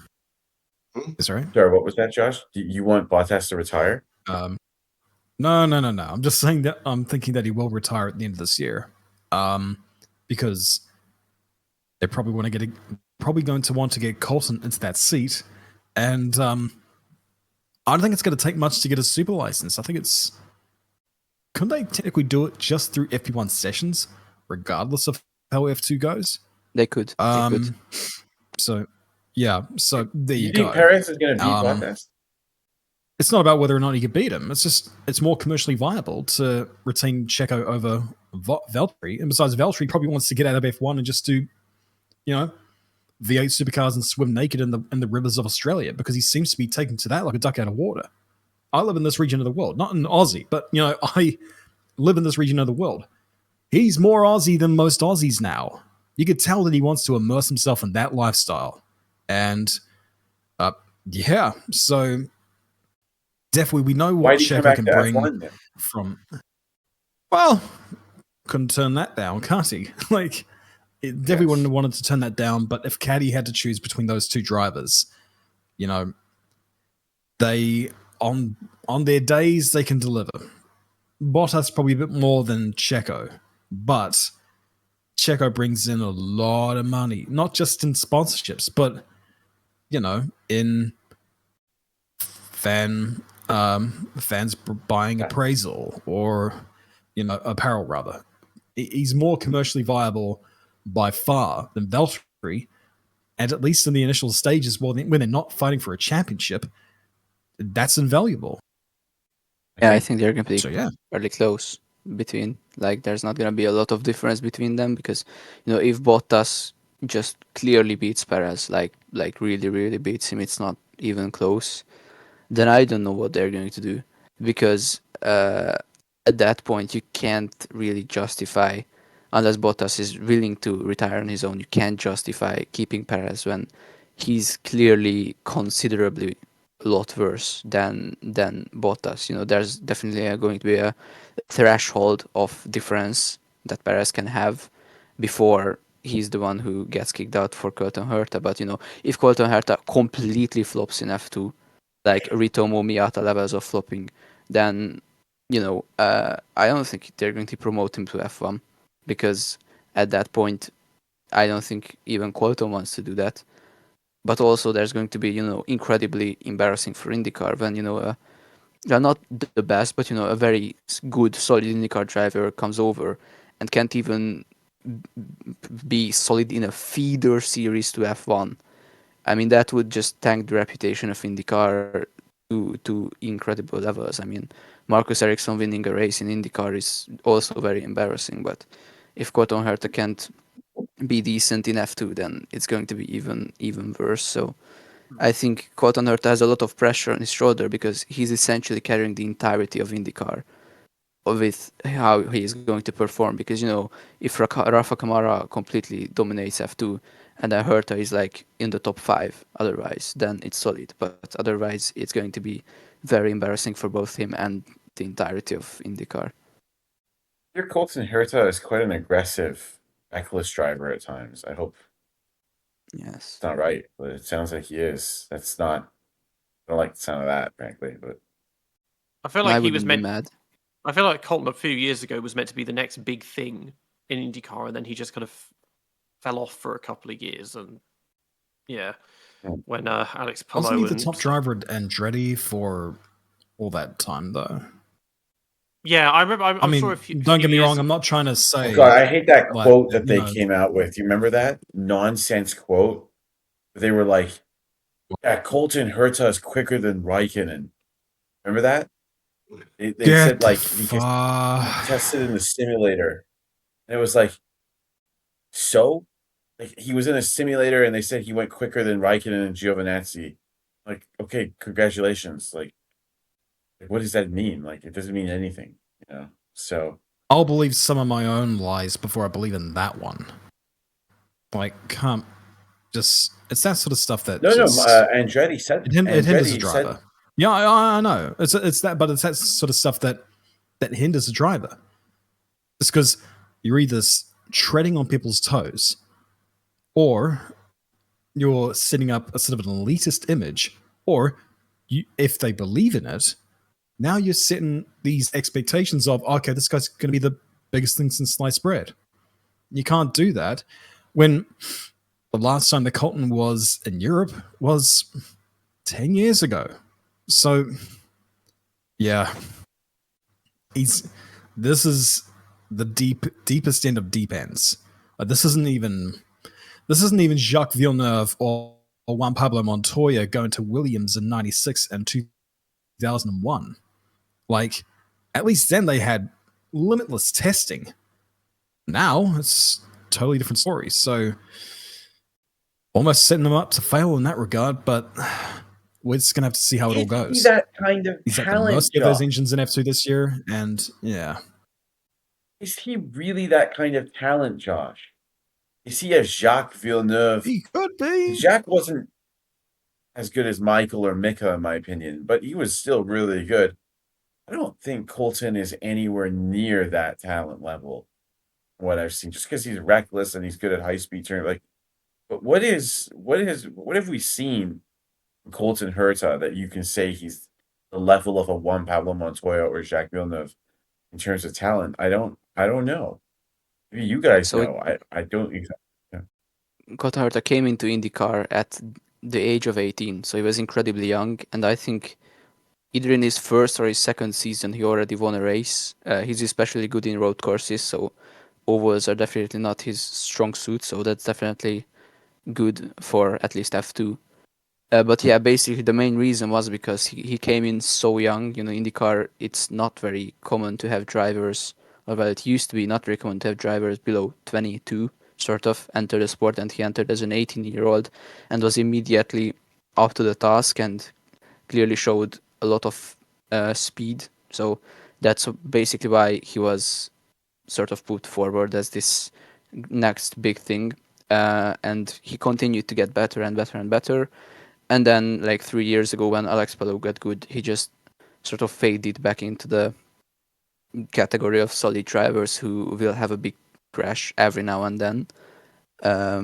Yeah, he's mostly talked about today whenever he has a huge accident, which he usually does every few weekends. So that's basically, as far as I know, that's basically why he got big, why he got this rap. And yeah, go on, Josh. I'm not sure that it definitely was a problem at some stage where his crashing was pretty bad. I think he reined that in, though, in the last couple of seasons. I think it's a bit like with Charles. Remember 2022 where he tried to outdrive that damn car? Like France 2022. A lot of people's minds go to that. And it's set up this narrative that Charles reckless, he throws things away, he's a crash merchant, blah, blah, blah. And it's like, sometimes he does, but not to the degree that I think you guys think he does. Not to say necessarily that it should just be forgotten, but I don't know. I definitely thought of that. I definitely thought that at some stage, but there was a point a couple years ago, or was it last year, where I was like, when was the last time he crashed? And I think it was long enough to a point where it's just like, I don't think he's that special when it comes to the amount of crashes he has, or at least it's nowhere near as bad as used to be. Or it's not Rogro, for example, Romain Grosjean, and at least because I think they were teammates. At least Colton won stuff. Rogro, on the other hand, and you talk about Ericsson. I think Ericsson only won the Indy 500 races. I don't think he won on anything that had a right-hand corner. He won the Nashville race where there were like 15 Nashville, cautions. yeah, that came into my head. It's just like, oh yeah, that race where everyone was climbing over each other. Yeah, he literally climbed over a car and then won the race. Yeah, the one that set the standard for the IndyCar, driving standards. It's just like, yeah, yes. we're trying to claim that these guys are good enough for Formula One, and here they are dry humping each other over carbon fiber. It's freaking beautiful. But yeah, you are right though. That's Jacques Villeneuve, when he was motivated, was fast. You got to think, in the span of 3 years, he was Indy 500 winner, IndyCar champion, F1 vice champion, and F1 champion. And it's like, I don't care who you are, that's impressive. It's also kind of nuts that, Peter, you're the encyclopedia here. Who else won their last F1 race before they won their championship or their last championship? Apart from Jacques and maybe Fangio. Who else? Jochen Rindt. They won their as Jody Scheckter, probably. yes, yeah. Oh, Yes, yeah. yeah, Jody Scheckter, Andretti as well. Did he? Phil Hill. Yeah, what was the Before question? Nico I didn't Rosberg. understand your question. You Okay, got yeah. your You mean they last didn't win. win any races after becoming champion? Oh, okay. Your last So championship. their last one came Yeah. before their championship. Let me think here. Who else would have been it? Nico Rosberg. Jackie Stewart. Technically, Randall Norris. Rosberg, yeah. Michael KK won again. Ascari, or he clinched it early actually. Mike Hawthorne. Hawthorne died. I mean, obviously, but then they retired. Hawthorne and Rindt have, yeah. I mean, he'd already retired, so he wasn't going to come back. Not James Hunt, not Lauder. Clark win a not quite race? crossed because it was Portugal. I think James Hunt. 68. So no, he did. Yeah, Clark did. No, you're right about He James got Hunt. wins in 77. Oh, okay, Yeah. yeah, you're right. More than you Hawthorne think. for But sure. most of them did continue to win races. Yeah. Rent for sure would have won more had in Hawthorne. you know. Yeah, in Hawthorne Yeah. and But, Rosberg's case, yeah. it's because they retired, whereas in Rint had the excuse of being dead. So yeah. Yeah. Understandable. Phil Hill Thing is, as Hawthorne well. also Same died. deal. Yeah, but he was gone. Phil He was didn't win any retiring at that others. point. He already retired, but still, I mean, Is- yeah, you're right. Would you say Phil Hill? no, he I was don't. a- I don't. oh, I no, don't he want to retired. say.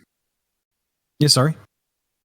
No, so he did. So 61, he stayed with them in 62. He didn't retire until 66. So he was around for a few years, but it was with like Cooper and stuff. It was Well, Phil Hill. So he was around for a few yeah, years I think after by his title. Yeah. yeah, 66, Phil Hill. 67, he was on the way out. He was basically just being a cameraman for John Frankenheimer for the Grand Prix film. But I don't want to say Yeah. there's a worst F1 champion because if you win F1, you got to be good. Like, I don't like that worst F1 champion thing. But was Phil the worst of all the think he champions? was. Was he the one that you put at the bottom? Yeah, Yes. I think you got to put him at the bottom. The way he Probably. I mean, the thing is, as a driver, like he was excellent in endurance racing. He has a lot of accolades to his name in sports cars, just not so much in single seaters. Yeah. It was a So- different game then. Like, There are yeah. 3 drivers in contention Hmm. for this: Mike Hawthorne, Phil Hill, and Jacques Villeneuve. And the argument historically has been that Hawthorne's horrible 58, because 58 was full of corruption and very unprofessional behavior from Hawthorne and Collins towards Musso. Hawthorne statistically had a very unimpressive season. If you look at his season, it doesn't look like a championship season at all. The thing is that Phil Hill's, even if he got maybe slightly better stats in the season, he got it through circumstance. That the title also came because of Ferrari's superiority. At no point did anyone think this guy was the best driver. It was very circumstantial, more so than Hawthorne or certainly Jacques. So I've always said that Phil Hill's is the worst, then Hawthorne, and then Villeneuve, because Jacques made so many mistakes in '97 that people forget about. So it's a toss-up between Hawthorne and Hill, and I actually give it to Phil Hill. If we're talking about the amount of mistakes Yeah, 'cause with made, Hill as well, I surely mean- Norris is also up there. Because Norris made waiting one for hell of a that. lot of mistakes. Yeah, Like, but that's- He didn't make as many I'm as bringing Jack. it back to 2025, but this Norris, like, that was an abysmal season. It was, I'm sorry. but He should have walked that it season. was. It was. But yeah. Yeah, but Yeah. he made more. I would With argue Hill, he made like, more obviously- mistakes than Villeneuve did. But he had more I races mean- to make mistakes. So Jacques Probably, yeah. Villeneuve was such an exciting Yeah. driver. So I mean, in one season, Norris Lando did lost almost his as many motivation, and we races ended as, up with a like, terrible Farina and music Ascari album. did in their entire careers. just remember, guys, like Phil Hill, the year that Phil Hill won his title, like I just for the fans, for the listeners, like, remember, Von Trips was going to win that title. And then Von Trips was killed in that infamous accident with Jim Clark in Monza. So, like, if you talk about a season where it's like you would not have won had that guy not died, the textbook example is Phil Hill in 61. So for me, it's like the least inevitable title win. You just knew he was not going to win this, and he only won it because Von Trips died in a horrifically unlucky accident. It's So, basically like, what you can- would have happened if Jackie X won 1970, basically. Yeah, with Jackie, it's when every other point system he wins it. Like when you change it up and he gets the Jackie title. Stewart was the man, though. But Like, yeah, I mean, respect that 61. guy. It was Jackie yeah, X. yeah. But Such like, a good with driver. Like, 61. But with 61, it was just it was only between those two, really. I mean, because Phil, he got like 5 consecutive pole positions. That's something which is even today doesn't happen that often. But it was also just a bit of a lull for Formula One regulations because this was the 1.5 litre era when the cars had like barely 200 horsepower and were just really slow. And then they turned it to, which worked well for Jim Clark, and then the 3 litre cars in '66 suddenly they were so much more powerful because they were like, we're being outpaced by sports cars in Le Mans, and we need to be at the forefront of this. Yeah. Well,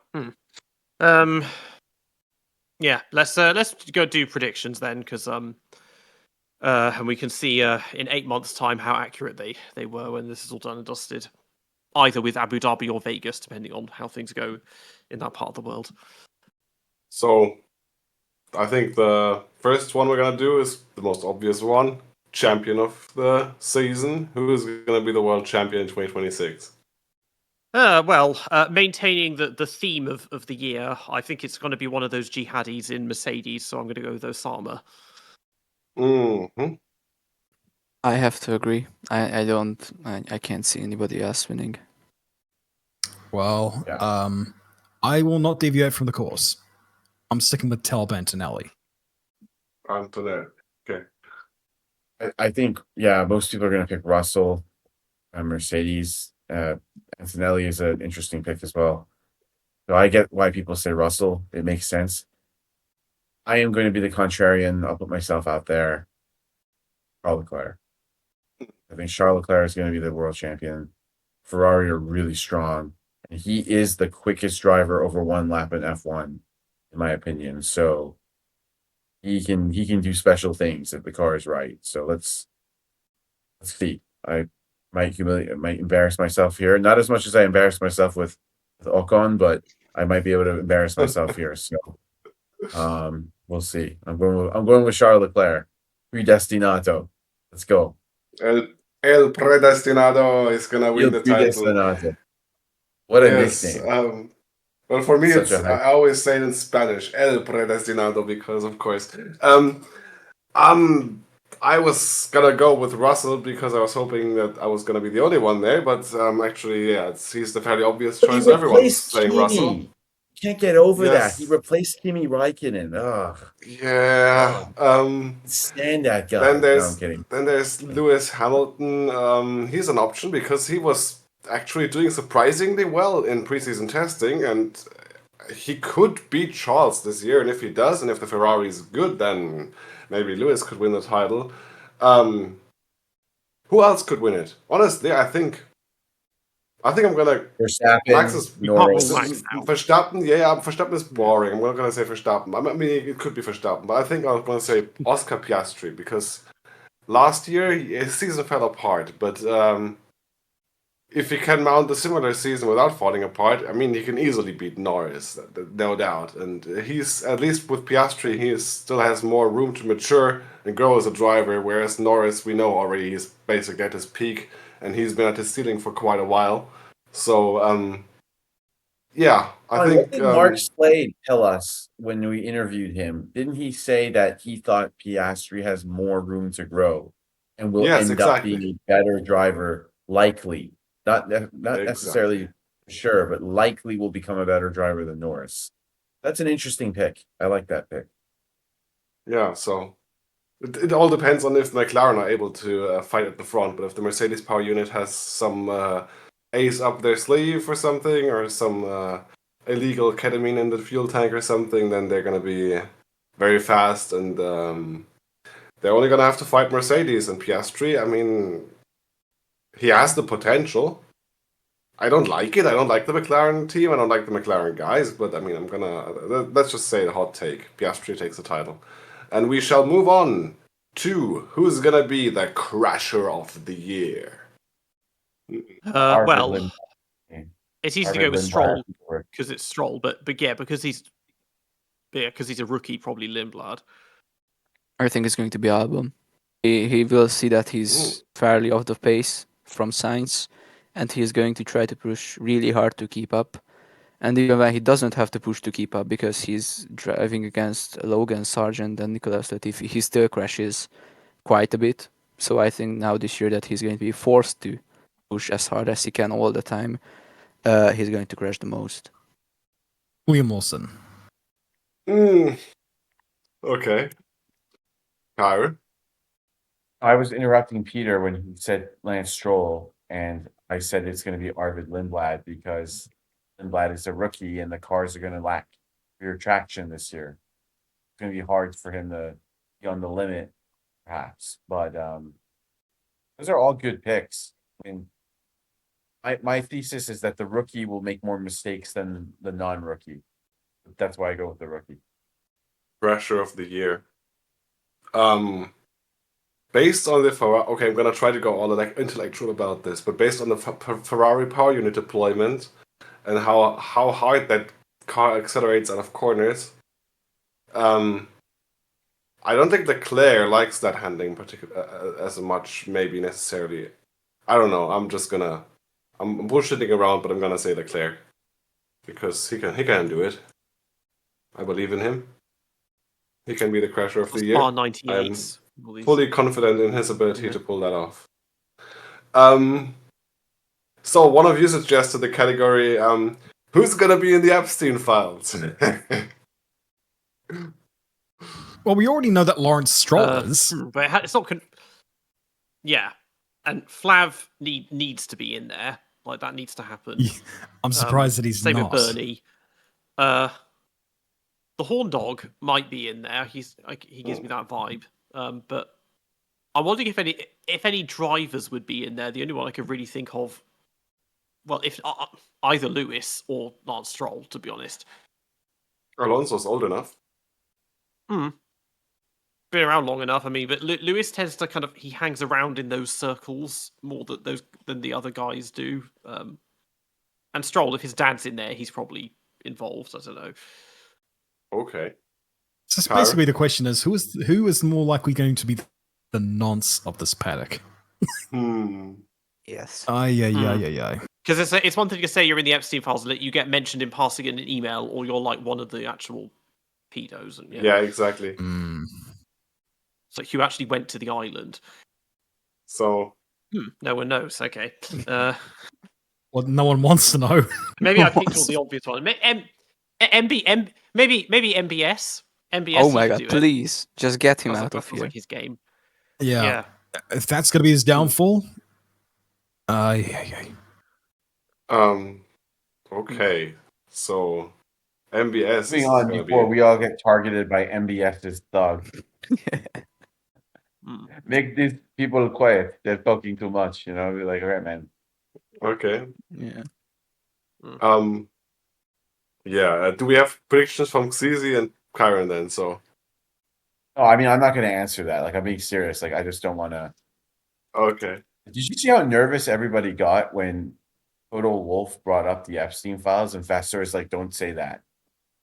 I'm like, damn, like, everyone's edgy about that. So I don't know. Like, I don't want to say anything. I mean, it was a few years back that the contact list was published, and it had like Jacques Villeneuve and Eddie Irvine was in there, and people like that. But that wasn't necessarily anything to do with the island. You know what? I'm gonna say Damon Hill. I was thinking of Damon Hill. Goddamn! You stole my pick. I was thinking of Damon Hill. He was around that time. He was. Damon, I don't know. He just seemed. I don't know. He seems considering the other guys in there, Yeah. I'd be so disappointed Damon's in there. He did like to party a lot. Yeah, and he was like successful. Damon. Like he was a big driver. We are guessing that Schumacher isn't in there and Häkkinen, and so that kind of leaves very few people. What? Ralph is for sure not in there. Yeah.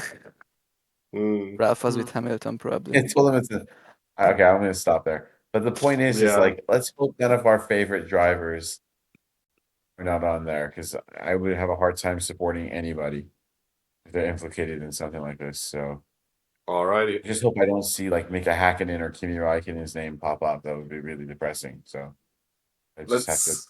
I mean, Jensen used to be a party animal, so that's a possibility. Yeah. Maybe. I mean, he was very young at that time, but maybe, yes. That never seemed to be a problem. So let's move on to who gets dropped first. Does that mean who gets sacked mid-season? Yes, who gets sacked mid-season? Who loses their seat? Like if anyone gets sacked mid-season. Call a Pinto. probably, but I'm Franco trying to think. Colapinto. Yes. Um, Welcome Yeah. to Formula One, Alex Dunn. I mean, if DTS is anything to go by, he's already kind of on the rocks with the Flav. When was the last time any of us watched But, DTS, though? Yeah, I watched watched the clip. like 2 episodes of it, and I was like, to be fair, it's kind of tolerable this time, but yeah, it's just But the Josh, have you episode, the seen second that episode clip? is about Alpine, and yeah, it's Alpine and Sauber, and it's like Jonathan Wheatley is just a saint and the nicest man ever compared to that demon running Alpine, and yeah. And nothing more to add there. I agree. So, Peter, so you're saying Colapinto as well? I'm seeing Colapinto as well. He probably is. The first was the game to mind was Liam Lawson actually, but realistically, it is probably Colapinto. Okay, But they say everyone agrees Alex on Dunn isn't. He's Colapinto. not McLaren anymore because they've got Paul Aaron and Kushmini is there because that's the thing in DTS again. Gasly's like we could probably form a football team with all of our reserve drivers. Like they've got a lot to pick from in Alpine. So the natural choice, of course, would be Colapinto, but who else could be? Maybe it's gonna be Ocon. I don't know. If Ocon starts the season abysmally and Haas need to figure something out, they might just get rid of him. It would be between Ocon and Lawson for me if I'm not gonna just say Colapinto, and I don't think anyone else is likely to be dropped. Those three are probably the only real candidates. Would it be Kamara that would? And then it'd be Kamara that would come in, I guess. Unless I he's don't midway know. through on his way to Or winning the Hidakawa. Formula 2 title. But They could bring at Haas. They could bring back K-Mac. They could bring back Kobayashi. Like he's a Toyota driver and he's doing really well. Doesn't still, have super license points. but he was an F1 driver. And Yeah, hasn't but he it only lasts for retired 3 as well? years. Yeah, he was. I mean, yeah, he retired a few years back, didn't he? And I think he said no in the past to going back to F1. So I don't he's know. what, 40 now? Like almost 40. Call it he's wishful only a- thinking. Call it Bring back wishful thinking. Vettel. That's what I want. Yeah, Oh, okay. I just wish 2014 had never happened. Basically. So then, next up, Rookie of the Year, Xizi. I'm gonna go with Fernando Alonso. Alrighty. there's only one rookie. Yes. 2 rookies. Lindblad and Alonso. Yeah, exactly. It's Fernando Alonso. You can Oh, count. yeah, you right, can yeah. count Lawson as well. I think Alonso No. will beat Lindblad. Yeah, you're right. I agree. Yeah. Yeah. Hold on. Everyone says Alonso. Oh, Yeah. Alonso. Yes. Even though he may only, You know what? even though he may only Alonso's do good. 4 races. But there's this kid at Sauber who's so good. Won everything in the juniors, and I think he's going to be better than Fernando as a rookie. Sorry, what year is it? Sorry. On year. Bortoleto. Mm. um. I was like, No, I meant Okay. Kimi. Of It course. was a Yes, I 2001 know. Kimi joke. mm. I Because know. Fernando was a rookie that season too.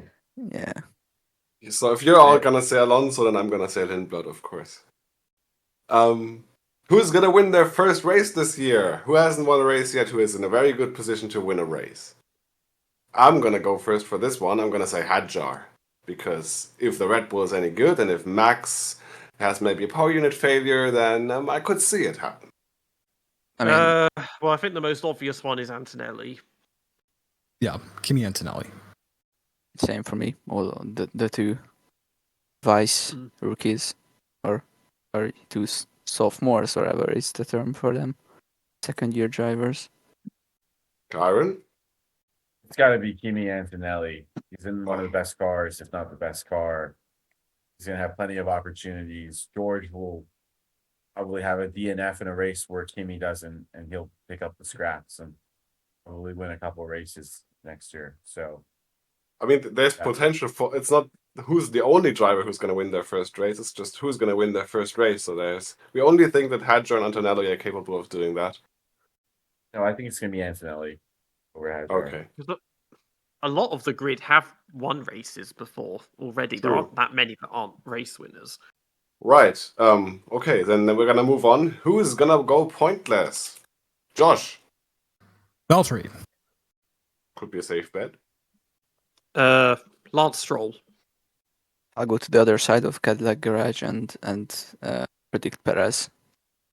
Hmm. I'm gonna go Lance Stroll as well. Well, we have Cadillac here and Aston Martin, so I'm just gonna go to Audi then. I think Audi are gonna be struggling quite a bit. I think Hülkenberg could be in trouble. I'm gonna say Hülkenberg, although I think he has a good chance of scoring points, but maybe I'm gonna be right. Who's gonna know? So we are gonna answer one final question, which is who's gonna be the team principal of the year? And you remember that we have 11 now. It's gonna be Ayoko Who's the Matsu. Cadillac? It's John. Not. Oh God, what's his name? The Cadillac guy. Graham Loudon. Is he the team Graham principal? Loudon. Graham Loudon, yeah. Okay, it is him. Yeah. Yeah. Investor. Ayoko Matsu. I'll go with James Fowles. Nice pick. Josh? I don't know. Just to throw an oddball out there because I am one. Adrian Newey. Newey? Yeah, we've never seen him as team principal before. Given that I predicted Piastri for the championship, I'm gonna have to go with Andrea Stella. He's been pretty solid for the last few years, and yeah, he's not one of the other names mentioned. Otherwise, I would have said Vowles, but yeah. Okay, that's all the predictions. Peter, your turn. Okay, yeah. So I guess that'll be interesting to see how accurate those are in 8 long months away when this season is done. Yeah. Well, what, less than a week to go now until lights out in Australia. So yeah, bring it on. You've been listening to the DRS Train podcast. We're on YouTube and Spotify, and you can find us on Instagram and X at the DRS Train podcast. If you become a channel member, you get access to behind-the-scenes footage and extra content, and you can join all of our current members. Make sure to tune in for our next episode. Stay safe, and we'll see you all next time.